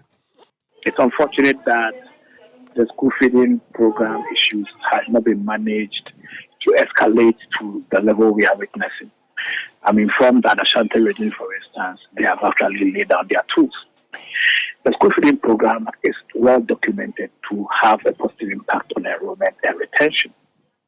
And in the communities that the program exists, especially in peri-urban and rural Ghana, where poverty is endemic, having that program running is key to ensuring retention. When children have as part of their plan that there will be one hot meal a day in school, they are able to get to school early because they don't have to go to the farm or go and do any activity that will give them food or money for food before they come to school. Now, if this is changing and that students will not be fed in school when they come to school, obviously it will be affecting punctuality, it will be affecting attendance, and it will also affect retention. So the implications of a school feeding program halting, in terms of its impact on education, is not to be debated. It's actually obvious. But that's not the first time we're actually hearing these people complaining. It's been time and over. As a nation, or if possible, what are some of the things that you could suggest that government does to ensure that these issues that keep coming up are actually addressed? Look, the reality is that even beyond the strike, what is happening under the Ghana School Feeding Program is simply a situation where teachers are pretending to cook, government is pretending to pay them, and the children are pretending to be enjoying the food. That's the reality. The reality is that the 90% pesos caterers are expected to fund the cost of feeding a child is nothing to write home about. It is a non-starter. A similar lunch is being provided for day students under the free senior high school, and that is spending 3 cedis. So why are we spending 0.97 to provide lunch for children who require even enhanced nutrition compared to their, adult colleagues in senior high schools? So the fact is that even without a strike, the current quality of food being served in basic schools under the school feeding program is not consistent with the objectives of the program. And so it requires a holistic review. The costing, the financing requires a holistic review. The Ministry of Finance will have to institute an automatic adjustment formula consistent with inflationary trends, especially food inflation. Because we have food inflation of 50% all year. And the last time an increment was approved was in 2018. It means we've been cooking 97% since 2018. Can you imagine the level of inflation that affected the value of 97% between 2018 and now? So we need an automatic price adjustment formula fixed into this school feeding thing, so that it doesn't become a function of advocacy, but the system adjusts in relation to the level of price changes for food prices, especially for food stuff that are in the basket of the school feeding program. The second thing that needs to be done is that the Minister of Finance must revise the medium-term expenditure estimate for the school feeding program. As we speak, the Ministry of Finance has allocated about 996 million Ghana cedis for the school feeding program this year and next year. But in 2025, it's actually projecting about 770 million, which is about a 25% decline in funding in the next 2 years. That's the medium-term expenditure framework that the ministry presented to Parliament, which we call the IMF, medium-term plan. And so the Minister of Finance must review the medium-term framework and ensure that the expenditure allocations and projections for the Ghana School Feeding Program is consistent with one, the exigencies of the time in terms of the needs, the nutritional needs of the children, and then two, most importantly, inflationary trends, both immediate and projected. Finally, immediately, the Minister of Finance will have to review the allocation this year for the school feeding program. Yes, there was a 10% increment in the budget of the school feeding program between 2022 and 2023. But what the caterers need is not a 10% adjustment in the per unit cost of feeding. It won't do anything, even though it hasn't kicked in. It won't do anything. We want to see the Minister of Finance go to Parliament doing the supplementary budget. And then revising the estimate for the school feeding program to reflect today's economic challenges. At least a 200% increment in the school feeding budget. That is at least 3 billion cedis. It's required to provide a decent food to our children in public schools, consistent with what government is paying for lunch under the free senior school program.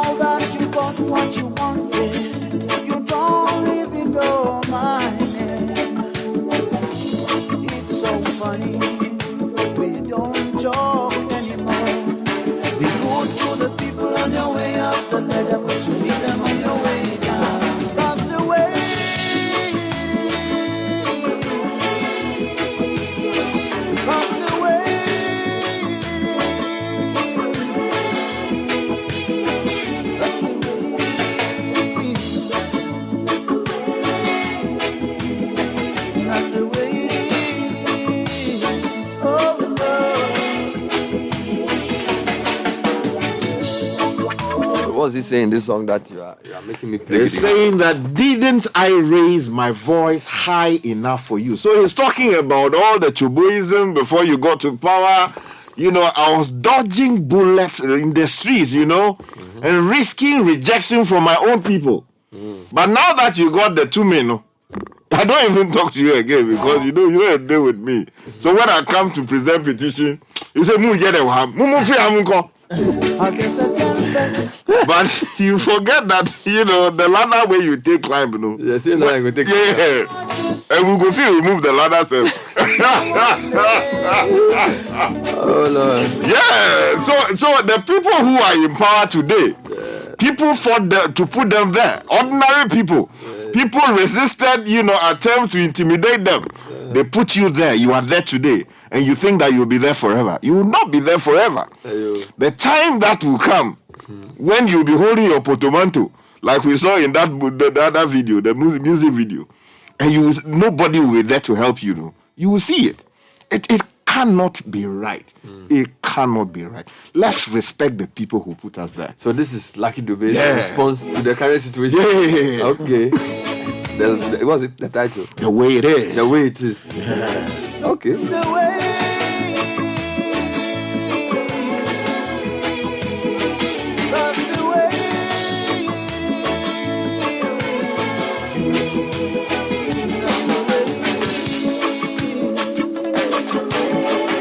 All right, so let me go straight to the line and speak to Professor Ebo Texan, University of Ghana, Department of Economics. The university's 75th anniversary public lecture is on Ghana's economy, restructuring the national economy, the need for a paradigm shift. So why this topic at this time? Why is the university focusing on these lectures? What do they hope to hear from the main speaker? And what else is there to know? Professor Ebo Texan is on the line. Prof, good morning. Good morning, Bernard. Good morning to your listeners and if they are online and your viewers. I suspect you were part of the committee that came up with this topic, restructuring the national economy, the need for a paradigm shift, and also selected Dr. Graham. What is the thinking behind this lecture at this time? Okay, thank you, Bernard. The lecture is part of University of Ghana's 75th anniversary. And the idea is to discuss the Ghanaian economy. If you recall, the theme for the 25th anniversary is nurturing resilience, adopting technology, and enhancing human development. So the idea really from this lecture is to take a look at Ghana since independence and the fact that as we speak, for the 17th time, we are going to the island to seek support. We have not been able to do the resilient economy that can withstand shocks. And part of the reason has been that and structural transformation itself has not tracked along the normal path of transformation where agriculture gives way for industry gives way for services. All too soon, agriculture gives way and services have taken over. And the services that we are talking about are low-skill, low-technology services that are driving the Ghanaian economy. There's everything wrong with that structural transformation. And we need to get back to the books to see how we can get agriculture to transform our economy into industrialization, higher value addition. Remember about a couple of months ago, we had a discussion as to what we can do to structurally transform our economy to get the number of jobs that the youth who are now highly educated would want. I remember that I said to you that we have done a study that has shown that there are certain sectors that if we focus on to develop, we will not only expand our economy, but we create the jobs that are necessary for the youth. And we mentioned higher value addition in agriculture sector, agro-processing, industrialization, and tourism. Now, this lecture by Yao Graham is supposed to look at where we've come from, what we got wrong, and how we can transform the Ghanaian economy to an economy that will be able to withstand external shocks that come our way. I mean, you can argue for whatever reason, but there's no doubt that the COVID of 2020, the Russia-Ukraine war, the supply side bottleneck that we witnessed after the COVID, the closing down of China and the zero COVID policy of China had an impact on global commodity prices and extended shocks to almost every economy of this world. If the Ghanaian economy had been able to do the resilience, we would not have been really under the shock as we find ourselves now and the need for us to go to the IMF. So this lecture by the University of Ghana, which is part of our 76th anniversary, is to highlight what we need to do as a country to build the resilience that our economy will need to withstand shocks, because the external shocks will keep on coming. It's not a one-off event. It's going to happen in the future, and we shouldn't have a situation where anytime these shocks come up, our economy is not be able to withstand the shocks. So Dr. Yao Graham is somebody who has been around for a long time. We know his ideas about development and all of that, and we think that is the most appropriate person to give this lecture on how we can transform our economy. I notice we have some discussants as well. So Dr. Philip Abredu, O2, Dr. Priscilla Chumesi Bafo, and also have a chairman, Ms. Abnama. What's the thinking behind these people? What's their role in the program? So we're looking at a policymaker, we're looking at an academic, and then of course, we are looking at an executive of a corporate.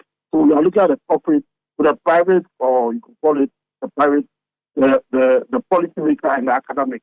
To bring all of these people to brainstorm.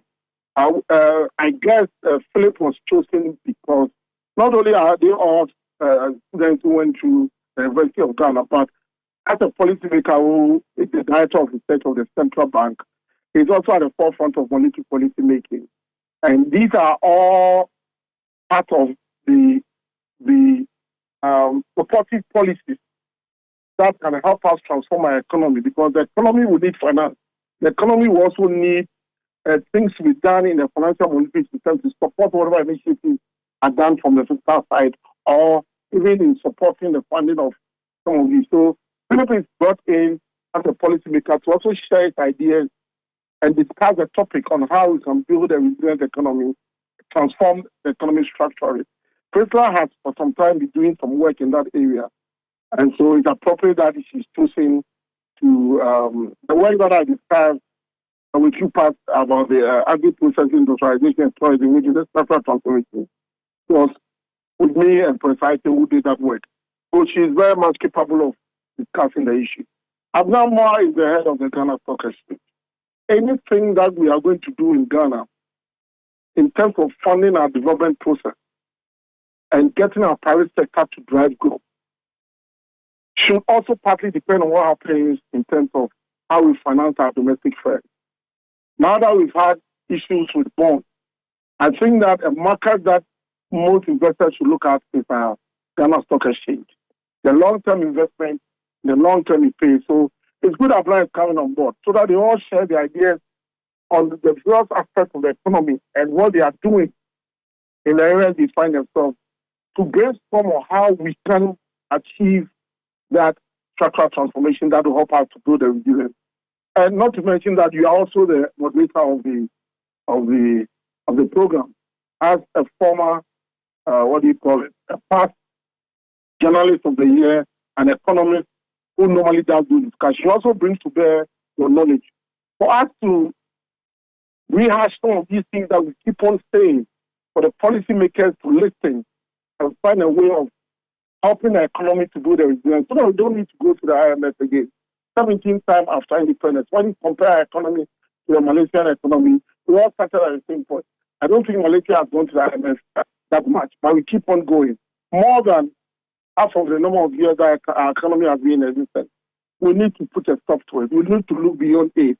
We need to structure our economy for us to generate the jobs for the youth, to get our economy to move on, so that we become the shining star of Africa that we've always said that Ghana is. So this event will be hosted at the Citi Conference Center. Is it open to the public? Can civil society, students, or is this like strictly by invitation type of event? No, it's not strictly by invitation type of event. It's open to the public. The Citi Conference Center, endowed by the Bank of Ghana in the university, is a huge auditorium that can take close to 1,000.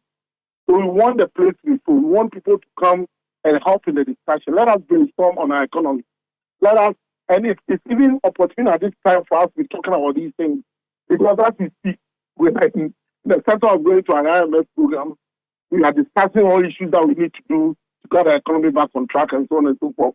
So this is an opportune time to have that discussion. And everybody who wants to talk about the economy, this is the right platform. This is where the best brains are to brainstorm on the economy. So we invite everybody to come to the Citi Conference Center tomorrow to help us to discuss this very important topic.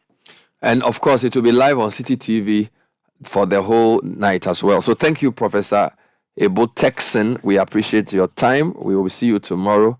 And as he said, I will be there moderating this annual lecture. It will be live on Citi TV at 5 p.m. Tune in. All right, so a few more announcements before we go for our next segment, which indeed is another lecture. Last week we had one with the Achimota Speaks, and Professor Atu Esuman was the guest speaker. I'll bring you some highlights of that, where he spoke about the secondary education, management, governance, and financing.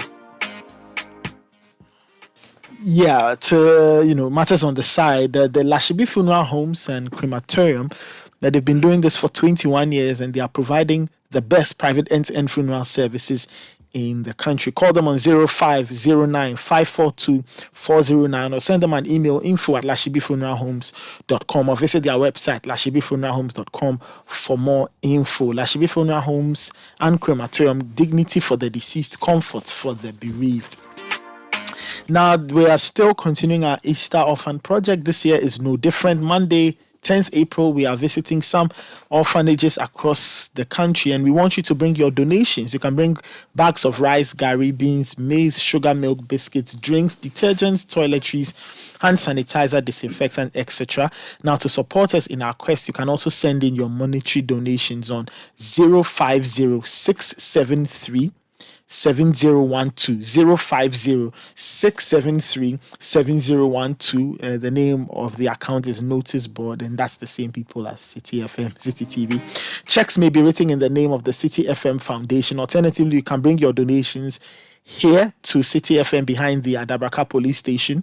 Visit citynewsroom.com or call 050-673-7012, 030-226-013 or 0302-789-491. This Easter, let's make some sacrifices. Let's be compassionate. Let's open up our hearts and let's make an orphan feel loved. We'll be right back with more. Stay with us. Unleashing the power of relevant radio. This is Citi 97.3. Hooray! Harvest Praise is 25 years.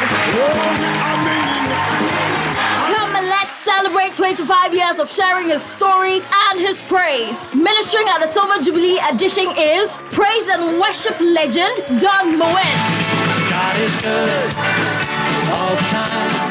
The young, sensational, and anointed minstrel Moses Bliss. Miracle, no Jesus. And the host choir, the Evergreen Harvest Gospel Choir. As always, Harvest Theatre will deliver a soul-inspiring drama performance. Join us at the UPSA Auditorium on Good Friday, 7th April 2023, 4 p.m. sharp. Tickets, single, 80 Ghana cedis, double, 150 Ghana cedis, and VIP, 150 Ghana cedis. Dial *725*1155# on all networks and buy your tickets now. Tickets are also available at Airport Shell, Bachana Total, Sunny 88.7 FM, and all Harvest Chapel branches in Accra. Children are not left out. Children from ages 5 to 12 will enjoy an awesome experience at the HP Kids session featuring King's Kid, Louis Pascal, Kasa Harry, and many more. Entry is free for kids once you purchase an adult ticket. Come, let's celebrate. It's the Silver Jubilee. Harvest praise. Get your praise on. See you there.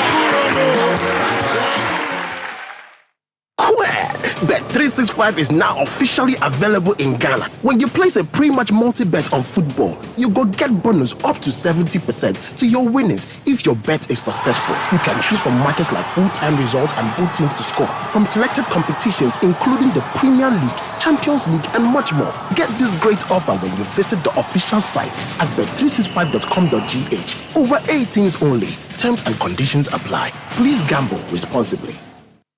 This is the Citi Breakfast Show, the city's biggest conversation. So it's 9:38. So after a lot of discussion around the challenges, school feeding, and all of that, we want to take you back to Thursday at the Ghana Academy of Arts and Sciences, where the Alumni Alliance and Citi TV brought to you a conversation on the management, governance, and financing of secondary education in Ghana. Speaker was Professor Atu Esuman. Prof is a very highly respected academic. He's the current chairman of the WIAC Council. He's been a long-term member of the Council of State. He's been chief director of the Ministry of Education, having worked with 6 sector ministers. So if there's anybody who knows something about education, it's Professor Esuman. Here are highlights of his presentation and the program on Thursday. It is one thing to pass legislation that shifts power, authority, and responsibility and influence from one level to the other. Such a shift is a change in structure only. But it is another thing to build the capacity at the school level to enable the desired impact on learning, management, and leadership at the school level. The need for capacity is no doubt real, but it is sometimes overstretched or used as a facade or an excuse to delay the empowerment of decentralized levels at the decentralized levels, and thus delay the devolution of functions to them. Within the dynamically changing context under which schools now operate, school management has taken on a and show marked contrast in roles and responsibilities. School management now requires the participation and collaboration among members of the school community, board of governors, parents, and all students' missions. The development of skills in leadership management and in decision-making, planning and budgeting, while the leadership skills of school administrators, particularly those of an interpersonal orientation, such as negotiation, consultation, conflict resolution, building ownership, and commitment to decisions emerge as critical for school heads to contend. Now, some key issues I would like us to reflect on as I end this session on governance and management. 1, understanding of roles of various actors and their obligations, respecting the functions of other actors, and ensuring compliance as defined by law. It's important. Number 2, our secondary schools were regulated in the governance decision-making and enforcement of rules and procedures, including disciplinary matters, which always have to be finally pronounced by the Director General. And I say this because when we were in school, at least those days, our time at Prempeh College was signed. Mr. Rena at Achimota School, F.K. Boa, O.K. Money, J.J. Mensakane, and those people, as if they owned the school, they took full responsibility. I'm not sure at that time we were kids. I'm not sure whether they were controlled as much as we see now. And they produced all-round people. I remember all those who came from Achimota School at UST, to UST. They were different. The Van Sanforms and Ralph Sutherland, and many of them, Metal Nunu, they were all-round people. Academics, they were there. Sports, they were there. Everything. And I remember sometimes when we were hard-pressed in Ghana, Ralph and some of his colleagues represent Ghana in the Ghana Abidjan Games because of their training in Achimota School. Now, our school boards clothed with the authority and space to play its role as governing body. My capacity of boards. In the composition of boards, are there requisite mix of skills? Are the requisite mix of skills needed for effective governance form the basis of deciding on who sits on school boards, including the representatives of interest groups? To what extent does the Education Council appreciate its own oversight role of governance of the education service, and what should be the nature of engagement between it and the Minister of Education? Why have stakeholders been too quiet and allowed Minister of Education and Director General to run the show? Where are the voices of parents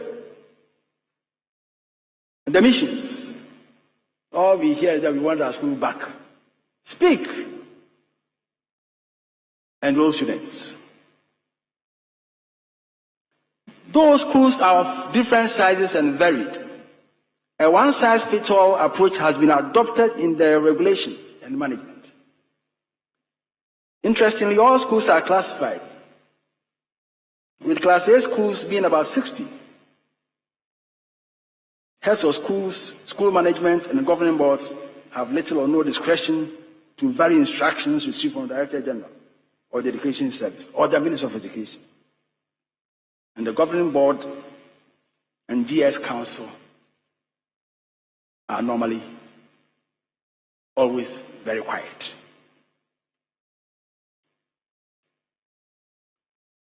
So these are some few areas that you may be thinking about.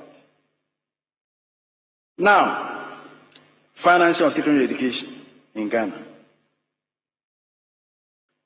Financing secondary education is currently a hot yam in the mouth. The inadequacy of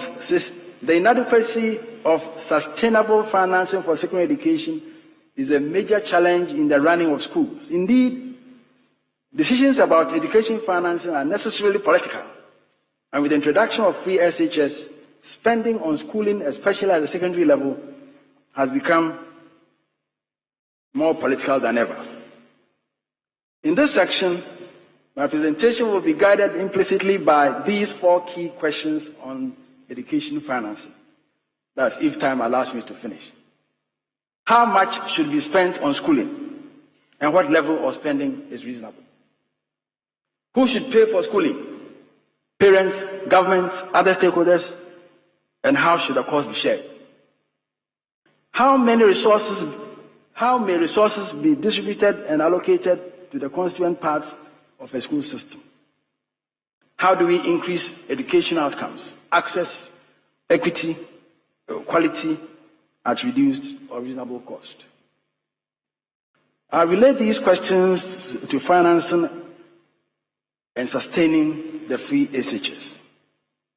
To put the discussion in context, permit me to start a historical review of the development of secondary education financing in Ghana, with specific emphasis on policies relating to secondary education finance. Also, the section presents a review of trends in secondary education expenditure, as well as the sources of financing secondary education in Ghana. I also draw on financing models of some selected countries. Now, on historical development of secondary education funding, it started from Governor Gaisver's time. This was evident from the 13th section of the 16 Education Principles of the Educational Ordinance of 1925, which states that education cannot be compulsory and free. A vigorous attempt to expand financing of secondary education by the central government started in the early 1950s. Nkrumah's administration placed great emphasis and attention on secondary education, since the government regarded it as the nucleus for educational human resource and national development. Hence, in contrast to the colonial era, the Accelerated Development Plan for Education of 1951, introduced by Dr. Kwame Nkrumah, supported the financing policies of free compulsory education. But it didn't last long. The Education Act of 1961 also advanced the cost of equity provision to enable both deprived and privileged groups to benefit from education. However, the Act did not address all problems relating to the management of funds in schools. For example, the abolition of the fees varied in different regions of the country. In the North, parents were made to pay for books. In the North, parents were not made to pay for books, while in the South, they had to pay. An example of those who can pay, let them pay. Now, secondly, supporting mission schools and private schools to become fee-free was a complex issue, which raised questions about the definition of free education for all children and whether the definition was shared by all. In 1973-74, the government of Ghana's new perspective on education financing was to increase cost effectiveness, cost recovery, and to reduce misapplication of financial resources. To this end, it was to phase out all residential and feeding subsidies at the secondary and tertiary levels, as well as increase textbook user fees at these levels. Another aspect was the policy to develop loan and scholarship systems for poorer students. Implicit in this new provision was equity, suggesting that free education should not necessarily be applied to all children. Thus, for cost effectiveness, parents who are capable of paying should be made to fund their wards' education. The 1987 education reform was to contain and partially recover educational costs and to enhance sector management and budgeting procedures. The FQ policy of 1996 extended a compulsory and free education policy, but we know that at a certain point, whilst it was going on, there were certain kinds of fees that were not covered. The full cost of financing secondary education in Ghana is made up of investment and cost is also made up of salary, which constitute the highest proportion contributed by government, and non-salaries to be borne by parents. As a result of the general increase in the cost of education due to inflation, the recurrent cost also increased, together with the non-salary contributed by parents. Now, as I prepared for this, I made reference to a paper that I published in 2018. That was the fee-free secondary education in Ghana. Reflections on the past, realities, and feasible choices. On the past, meaning that you have to look at other interventions. F-cube, school feeding, and what about the third one? F-cube, school feeding, that's the third one. And the capitation grant. These things, they start as a pilot, and it's only the year that they start and it continues. After some time, it fizzles out. There are challenges, there are problems, and instead of sitting down and brainstorming and decide and chart a different path, we keep following the same path. The paper that I published was a reflective analysis rooted in both historical and contemporary expressions of education financing in Ghana. It considered the feasibility of the policy, its sustenance, and drew on past policies and practices in Ghana and other country experiences. It reflected on the past pro-poor interventions in Ghana and their outcomes. Findings suggested that a universal fee-free policy will be burdensome on government's limited resources and affect the quality of education delivery. The paper concluded that a gradualist approach or a phased implementation of the program through means testing and pro-poor targeting could lead to better management and practice of the policy. Emeritus Professor Kid Lowen, who has researched extensively on secondary education financing, contends that systems that adopt selective fee waivers are able to achieve the target of increasing enrollment compared to systems that adopt a completely fee-free secondary system, stressing that there is more equity in systems that adopt selective fee waivers in comparison to fee-free systems.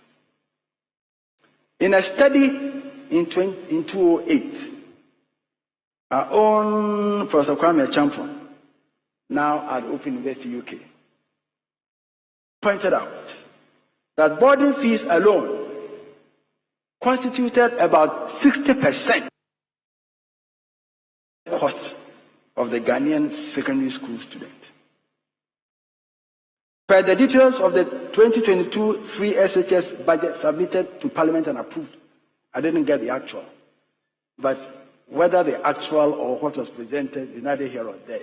It was what we submitted as Education Ministry and approved is what is important. The cost of boarding fees alone for the combined cohorts from SH1, SH2, SHS1, SHS2, SHS3 is now 81.2%. And I'll show figures later and to reflect this, of total student cost, which means what is being spent on day students is less than 20%. Now, country experiences. For the want of time, I'll be detailed on the case of India, but I've looked at Sri Lanka, where additional contributions were made to the budget by paying some facility fees. Thailand, the lower level education was made free for students only in selected villages. In Kenya, there were provision of bursaries and scholarships only for needy students, because they started and they also had some problems. In Zimbabwe, at a point in time, considered that full financing for secondary education was not sustainable, and reviewed how to make better use of existing capacity without unsustainable cost burdens.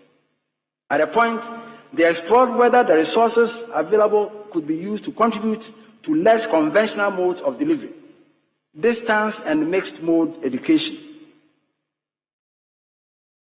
were explored, and it played a significant role in the development of their secondary education.